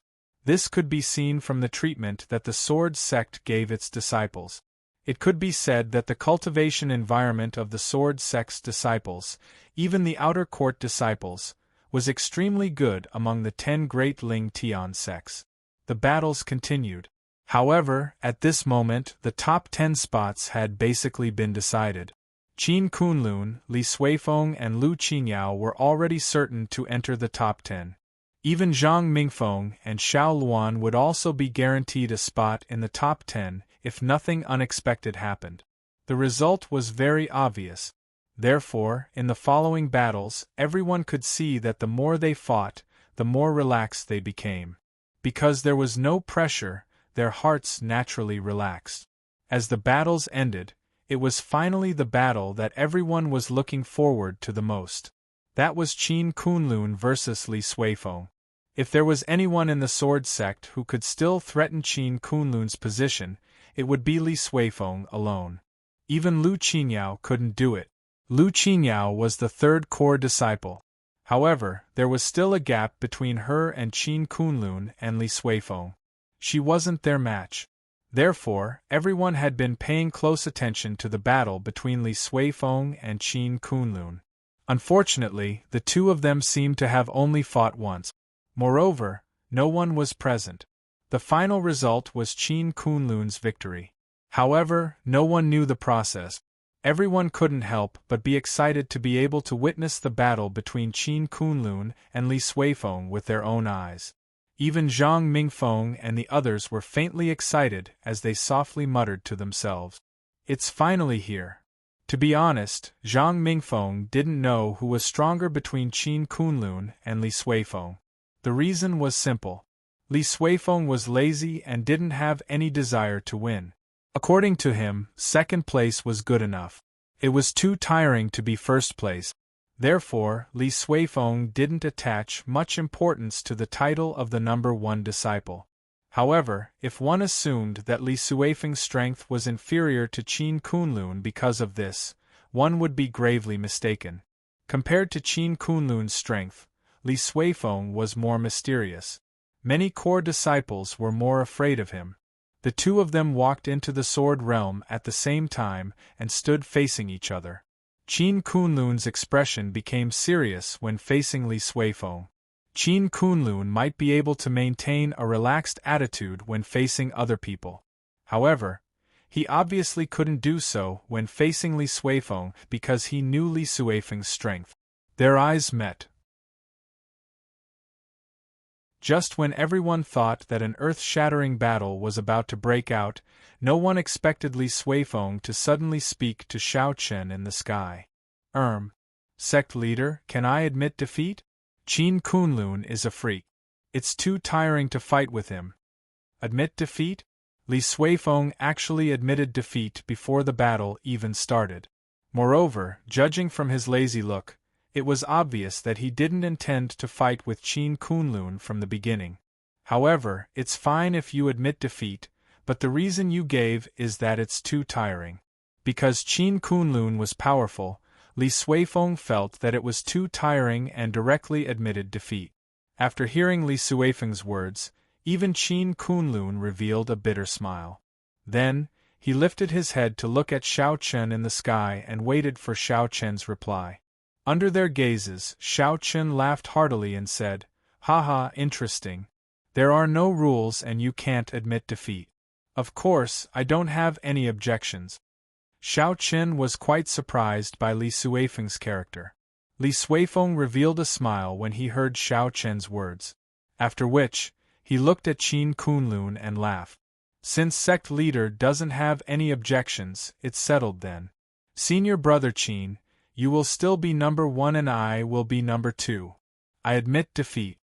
Begging for collection, begging for monthly votes, begging for recommendations.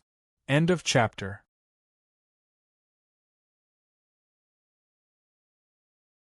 Chapter 2261. Li Suifeng said with a smile. He didn't give Qin Kunlun a chance to reject him.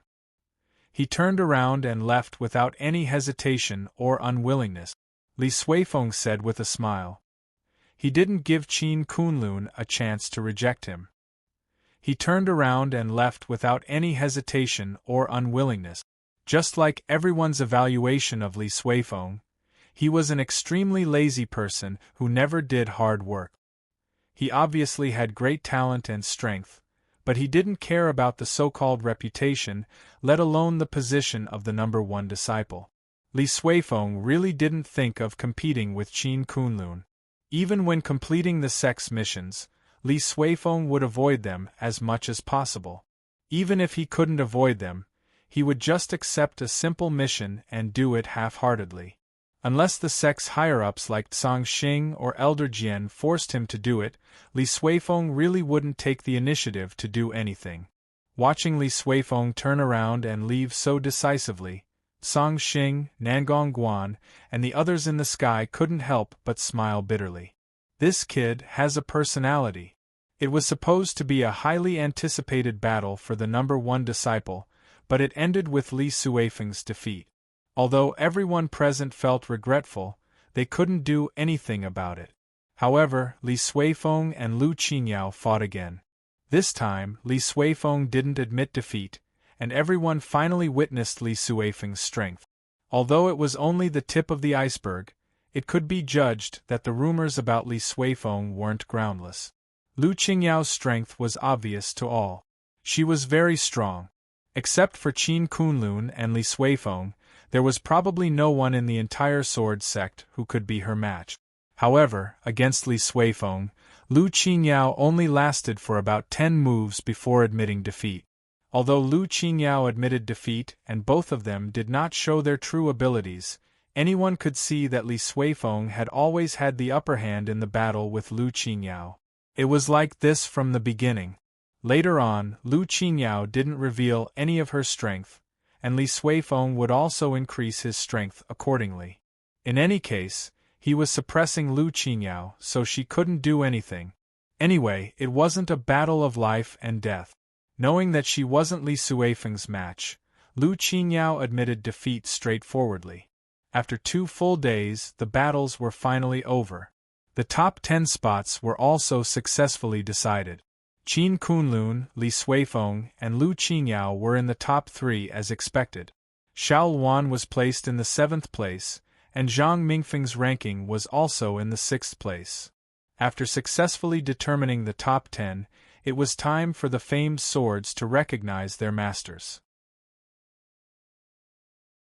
Although Qin Kunlun and the others had obtained a spot in the top 10, as Xiao Chun had said, if they could not make the 10 Sun swords recognize them as masters, then they still could not become the disciples of the top 10 sword fanatics.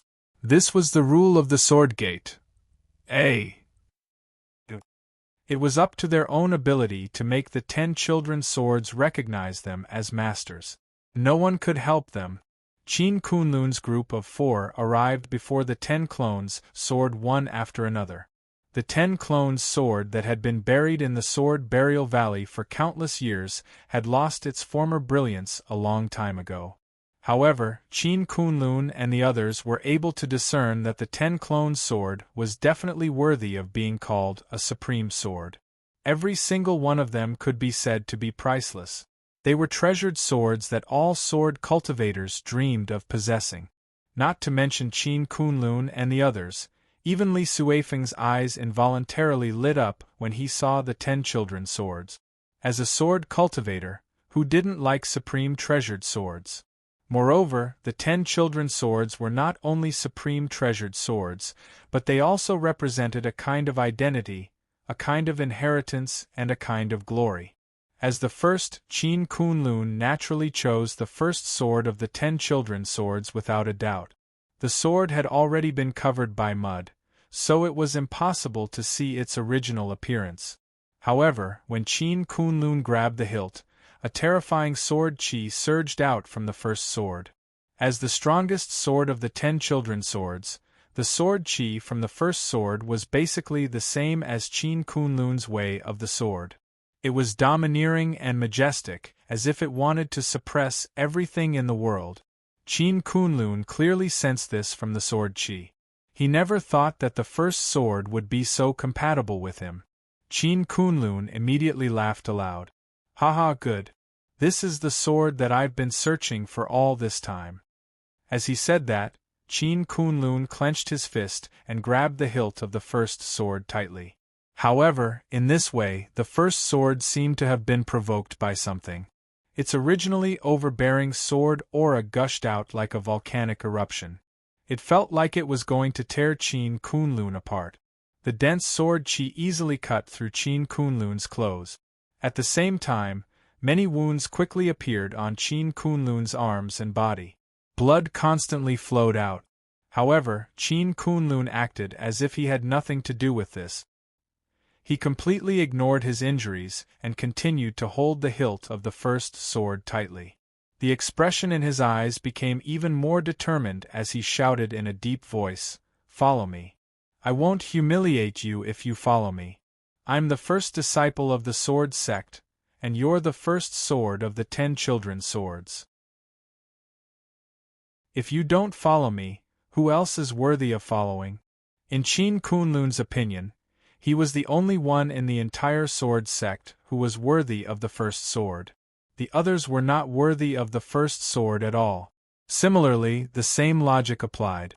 There were countless treasured swords in the sword sect, but only the first sword was worthy of Qin Kunlun. With that, Qin Kunlun suddenly shouted, "Rise." Then, he exerted force and pulled the first sword out from the ground. The peerless sword that had been buried for countless years finally blossomed in Qin Kunlun's hand. The blade trembled violently and the soil that covered the sword fell off. As the soil fell, a dazzling golden radiance erupted from the first sword. It was so blinding that one couldn't open one's eyes. The golden radiance was like the sun. Even the disciples outside the burial sword valley saw the golden radiance, and many of them exclaimed in astonishment. That's, some of the disciples didn't know what was going on, but the elder in charge of guarding the entrance of the burial sword valley knew what was going on. The 10 children's swords have appeared. The 10 children's swords had appeared. Qin Kunlun had successfully pulled out the first sword, and the first sword had also recognized him. As the golden radiance gradually dissipated, everyone in the valley finally saw the true appearance of the first sword.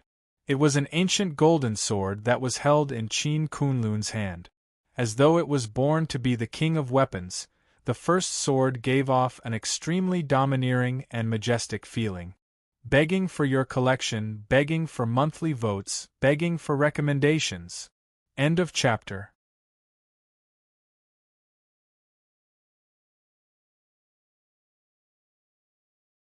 Chapter 2262. Being held in Qin Kunlun's hand, the first sword was extremely obedient at this moment.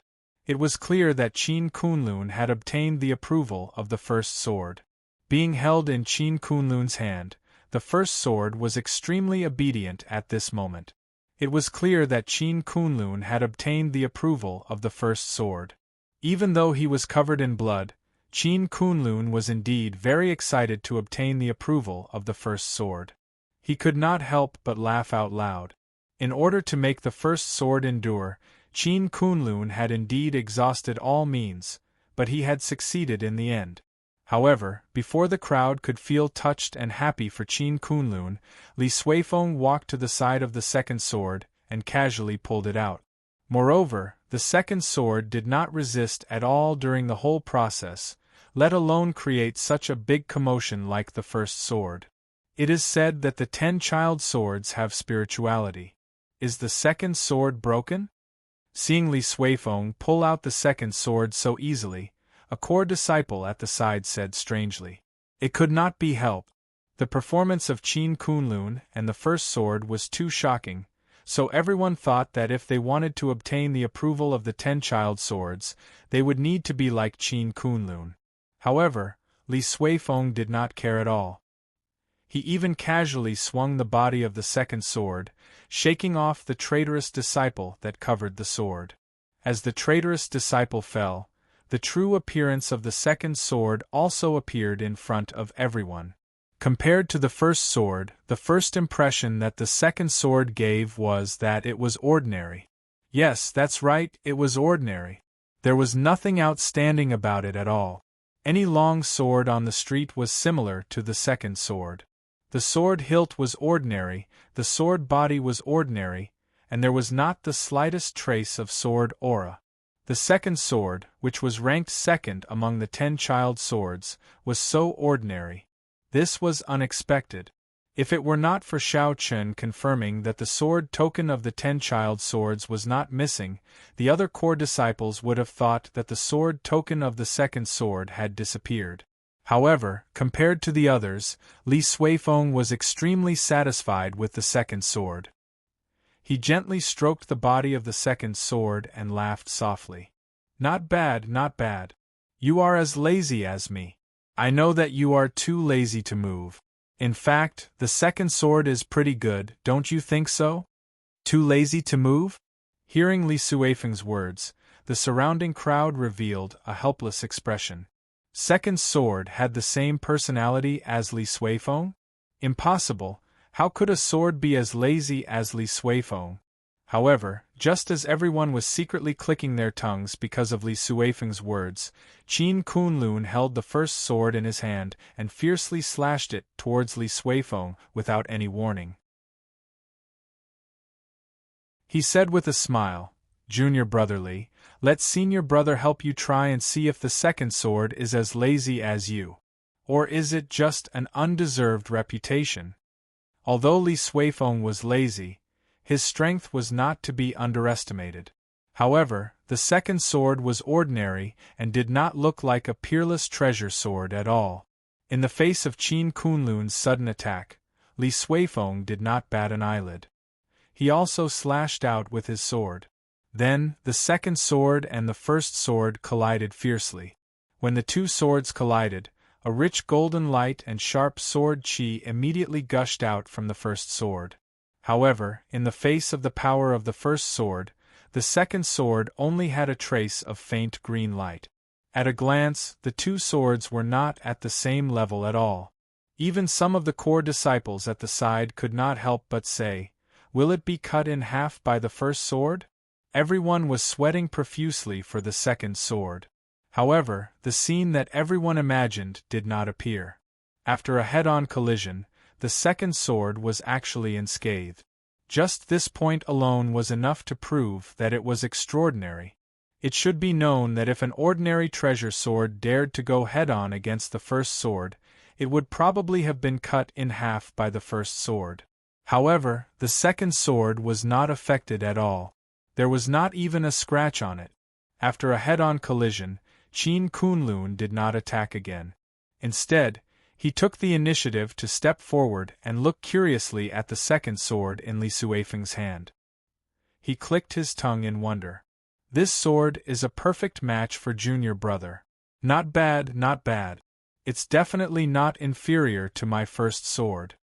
Qin Kunlun's eyesight was very sharp. He quickly saw that although the second sword was not obvious, it was not inferior to the first sword at all. Perhaps it was because of Li Suifeng's words that it was not bad to be the second sword. In the face of Qin Kunlun's praise, Li Suifeng pursed his lips helplessly and said, "I say, senior brother, can you not suddenly attack in the future? It's so scary." Qin Kunlun and Li Suifeng both received the recognition of the 10 children's swords. Next, Lu Qinyao, Zhang Mingfeng, Xiao Luan and the others all tried. In the end, the 10 children's swords also acknowledged them one after another. The recognition of the 10 children's swords also meant that the former 10 disciples of the sword sect had returned once again.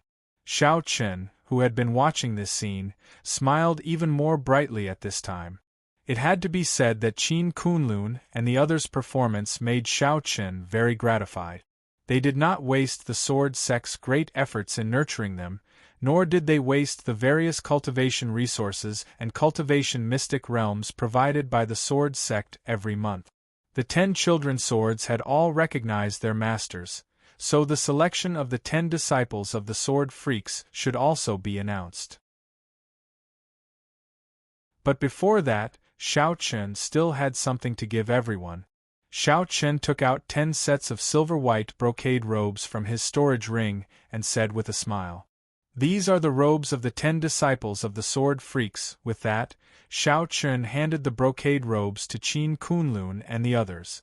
Seeing the brocade robes in the hands of Qin Kunlun and the others, some of the core disciples at the side quickly recognized them. "These are brocade robes?" Brocade robes were not ordinary robes. It would not be an exaggeration to say that they were precious treasures. Even with the current financial resources of the sword sect, it was not easy to obtain brocade robes. In the entire sword sect, only Xiao Chen and the various deputy sect leaders could afford to wear brocade robe. But now, Xiao Chen actually gave each of the 10 disciples of the sword freaks a set of brocade robes. In the great wide world, brocade robes were extremely famous. It was not that brocade robes were difficult to make, but that in order to make brocade robes, it required extremely precious materials such as enlightenment stones. Moreover, the materials required to make each brocade robe were enough to make a first-rate faction go bankrupt. A single embroidered jade robe was enough to make a first-rate force go bankrupt. One could imagine how expensive it was. They did not expect Xiao Chen to be so generous. But from this it could be seen that Xiao Chen, or rather, the entire upper echelon of the sword sect, valued the 10 disciples of the sword freaks to the point that they even gave out brocade robes. Seeing Qin Kunlun and the others put on the brocade robes one after another, the core disciples who did not make it into the top 10 revealed unconcealable looks of envy in their eyes. Begging for collection, begging for monthly votes, begging for recommendations. End of chapter.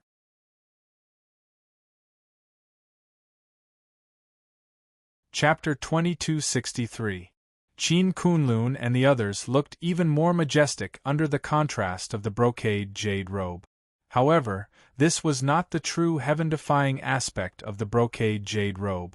Qin Kunlun and the others looked even more majestic under the contrast of the brocade jade robe. However, this was not the true heaven-defying aspect of the brocade jade robe. The reason why the brocade jade robe was so expensive to make was because it was extremely helpful to cultivation. It was not an exaggeration to say that the brocade jade robe was like a small spirit-gathering formation. It could actively gather the surrounding spirit chi of heaven and earth. It could also help warriors concentrate and achieve a better state of cultivation. In addition, the brocade jade robe also had a certain defensive ability. Of course, such a defensive ability was almost negligible for people at Qin Kunlun's level. However, as long as it was an ancient martial art practitioner below the comprehension state, they would not be able to break through the brocade jade robe's defense. If Qin Kunlun and the others wore the brocade jade robe, even if they did not attack and chose to ignore the immortal Emperor Realm warriors, the immortal Emperor Realm warriors would not be able to do anything to them. Xiao Chen was indeed generous. Not only that, but Qin Kunlun and the others had also been promoted to the top 10 sword maniac. Naturally, their status would also rise. In the future, they would no longer be on the same level as the core disciples. Similarly, the sword sect would also arrange a brand new cave residence for them. Xiao Chen said faintly as he looked at Qin Kunlun and the others in the brocade jade robe with a faint smile on his face. The top 10 sword maniacs are the strongest disciples in the history of the sword sect. They are also the face of the sword sect. Since you have become the top 10 sword maniacs today, you must remember your responsibilities. In 2 years, the Saber Sword Conference between the Sword Sect and the Saber Sect will be held again. At that time, it will be the time for you to win glory for the Sword Sect. In these 2 years, all the cultivation secret areas of the Sword Sect will be opened to you unconditionally. I hope you will not disappoint me. The Saber Sword Conference in 2 years would be the clash between the top 10 sword maniacs and the top 10 saber disciples. When they heard Xiao Chen's words, battle intent surged in the eyes of Qin Kunlun and the others below. The 10 great saber disciples were the 10 strongest disciples of the Saber sect. 2 years. They still had 2 years to prepare. Xiao Chen revealed a faint smile when he sensed the fighting intent in the eyes of Qin Kunlun's group. Without further ado, he asked Song Xing to arrange a new cave residence for the 10 of them. After which, Xiao Chen directly left. The confirmation of the top 10 sword freaks caused a huge uproar in the sword sect. Of course, Qin Kunlun and the others had also become the idols of many disciples in the sword sect. At this time, wherever they went, they could feel the envious gazes of many disciples. It couldn't be helped. The treatment given to the top 10 sword freaks by the sword sect was simply too generous. After settling the matter of the top 10 sword freaks, Xiao Chen also quietly waited for the start of the Saber Sword Conference in 2 years. Although he had not seen the strength of the top 10 saber disciples with his own eyes, Xiao Chen believed that Qin Kunlun and the others would not disappoint him. After this selection, Xiao Chen knew that the sword sect was indeed full of crouching tigers and hidden dragons. The disciples were indeed very good. This naturally made Xiao Chen feel very gratified. After all, the sword sect was his own sword sect. As the leader of the sword sect, Xiao Chen naturally hoped that the sword sect could become stronger. Qin Kunlun and the others were actively preparing for the Saber Sword Conference in 2 years. Xiao Chen did not slack off either. He also worked hard every day in his cultivation. On the path of martial arts, if one did not advance, one would fall behind. Although Xiao Chen was now a figure standing at the top of the Great Thousand World, one should not forget that if he did not work hard, once the gap between Dao Ju and Shern Hui widened, the sword sect's position would still be very awkward. One of Xiao Chen's biggest goals now was to work hard to break through to the Emperor Realm. Only by truly breaking through to the Emperor Realm could one be considered to be standing at the top of the Great Thousand World. While Xiao Chen, Qin Kunlun, and the others were working hard in their cultivation, Li Suifeng and a few core disciples were sitting together in a circle on the western Liang Plains in the west of the Sword Mansion. They had received orders from Song Xing to complete the task. Of course, with Li Suifeng's character, he was definitely unwilling to come to the western Liang Plains, where birds lay eggs. However, there was no other choice. This was Tsang Xing's firm order, and it was worth it for Li Suifeng to come. As one of the top 10 sword fanatics, Li Suifeng should be fully focused on the Saber Sword Conference in 2 years. However, there was no other choice. This task required at least one sword fanatic disciple to lead the team. Coincidentally, Li Suifeng had time, so Tsang Xing had arranged for him to come. The content of the task was very simple. According to the news, there had been frequent fluctuations in the space above the western Liang Plains recently. These fluctuations seemed to be the prelude to the formation of a spatial passageway. Since the formation of a spatial passageway, it was very likely that a new small world was about to be connected to the Great Thousand World. Coincidentally, the entrance was located in the Sword Mansion, the territory of the Sword Sect. Therefore, there was no problem for the Sword Sect to send people to investigate. As a large wasteland within the Sword Mansion, the western Liang Plains covered a large area. They had already been in the western Liang Plains for 5 days, but Li Suifeng and the others still had not found the entrance to the spatial passageway. They did not even find any clues. Could the news from the sect be wrong? Li Suifeng said helplessly as he reclined beside the bonfire. Looking at Li Suifeng's lazy face, the surrounding core disciples and inner disciples were helpless. They knew that Li Suifeng's character was like this. However, this was a task personally given by the vice sect master. However, Li Suifeng had an indifferent look on his face from the beginning to the end. This made everyone feel helpless. Senior Brother Li, since this is a task personally ordered by the vice sect master, the news should not be wrong. Should we speed up? A core disciple said helplessly. Ever since they entered the western Liang Plains, Li Suifeng only moved during the day and had to rest at night. Therefore, their progress was naturally very slow. In 5 days, they had only searched 1/3 of the area. If this continued, wouldn't it take them half a month to finish searching the entire Summer Liang Plains? This task was originally very urgent, and it was personally ordered by the vice sect master of Tsang Xing. However, there was no other choice.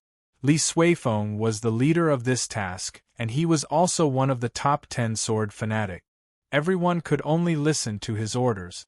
They could not figure out why the vice sect master of Tsang Xing would send Li Suifeng to be in charge. At this time, any one of the top 10 sword fanatics would be much better than Li Suifeng. After all, this guy was really too lazy. After hearing the core disciple's words, Li Suifeng was not angry.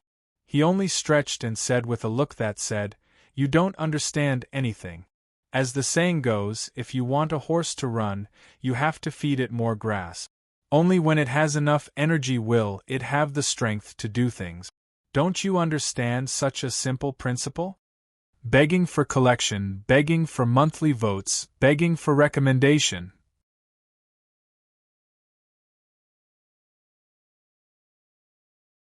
Chapter 2264. Saying that, Li Suifeng stretched his back comfortably and closed his eyes, as if he had fallen asleep. Looking at Li Suifeng's appearance, the few core disciples at the side were filled with helplessness. They really could not understand why the vice sect master would let Senior Li be in charge of this mission. Could it be that the vice sect master did not know Senior Li's character? Li Suifeng really didn't like this mission.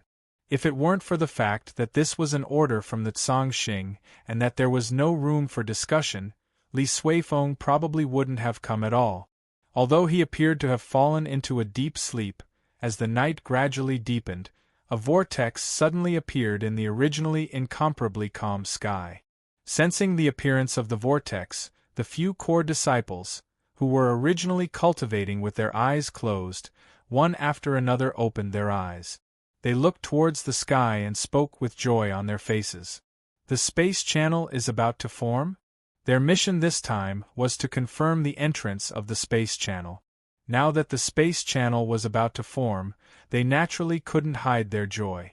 In addition to their excitement, a core disciple also came to Li Suifeng's side and excitedly shouted, Senior brotherly, although Li Suifeng was lazy, he was good to people and would never bully others. He also wouldn't put on airs. Therefore, even though Li Suifeng was one of the 10 sword fanatics, the core disciples still acted very casually when they were with him. Hearing the disciples shout, Li Suifeng slowly opened his eyes and said with some displeasure, "I know. Is there a need for a space channel? If I didn't know better, I would have thought that you saw a fairy descending to the mortal world." As he spoke, Li Suifeng unhurriedly sat up. His gaze also slowly looked towards the cyclone in the sky. His eyes unconsciously flashed with a trace of light as he muttered, "It really is a space channel, but I don't know which small world it leads to." The Great World was the intersection of all small worlds. A mature small world could create a space channel that connected to the Great World. Therefore, it wasn't strange for a new space channel to appear in the Great World. Therefore, although the Sword Sect had noticed the formation of this space channel, they only sent Li Suifeng and the others to investigate. To put it bluntly, with the current strength of the Sword's Gate, it was simply too easy for them to destroy a small kiliacosm. Therefore, even though a new space channel was connected, the Sword Sect didn't have much of a reaction. This was because to the Sword Sect, it wasn't a threat at all. However, along with the formation of the space passage, a powerful aura surged out. Sensing this aura, Li Suifeng's expression gradually turned solemn. End realm. Judging from this aura, it's an end realm expert. End realm experts in this small world zest. There weren't many small worlds that could have an end realm expert. There were only a few that were known, and they could be counted on one's fingers. As for Emperor realm experts, they weren't something that a small world could have. Because the world energy and heavenly Tao laws in a minor thousand world were far inferior to those in the great thousand world, it was impossible to break through to the Emperor realm in a minor thousand world. Previously, all the emperors who had appeared in the minor thousand worlds had come from the great thousand world. No emperor had ever completed a breakthrough in a minor thousand world. However, even if it wasn't an emperor, an end realm expert already made Li Suifeng feel that something was wrong. Perhaps this new small world wasn't as simple as he thought. Li Suifeng's gaze was solemn as he looked at the spatial tunnel in the sky. Very quickly, the spatial tunnel was completely formed. At the same time, dozens of warriors wearing the same uniform walked out of the spatial tunnel in a single file. Their leader was a skinny old man. The aura of an end realm expert came from this thin and weak old man. Once they entered the great world, a look of excitement appeared on their faces. A middle-aged man couldn't help but excitedly say to the old man in the lead, "Old ancestor, the spiritual energy of this world is really dense." "That's right. It's much stronger than our flaming wind world." From the words of this group of people, it was not difficult to deduce that the small thousand world they were in was a place called the Flaming Wind World. This Flaming Wind World had obviously never appeared in the Great Thousand World, and it was very likely that it had just connected to the Great Thousand World. Therefore, this group of people didn't know much about the Great World and didn't know how terrifying it was. While these people were chatting, the old man in the lead quickly noticed Li Suifeng, who was not far away. His gaze fell on Li Suifeng, and a look of surprise flashed across the old man's eyes. He said, "To have the cultivation of great perfection of the comprehension realm at such a young age, this, as an end realm expert, the old man could easily see Li Suifeng's cultivation. However, what shocked him was Li Suifeng's age. He could tell that Li Suifeng was definitely not young. To be able to reach the great perfection of the comprehension realm at such a young age, such a genius was unheard of in the Flaming Wind world. Immediately, the old man led his people towards Li Suifeng. Soon, the two sides met. Looking at Li Suifeng, the old man said with a smile, "Little guy, your talent is not bad. Perhaps it was because he loved talents, but looking at Li Suifeng in front of him, the old man actually had the thought of taking him under his wing. With Li Suifeng's cultivation, breaking through to the End Realm was definitely not a problem.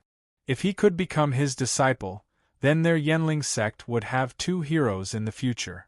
With two End Realm experts in charge, the Yanling sect would be able to rise to the top of the Flaming Wind world.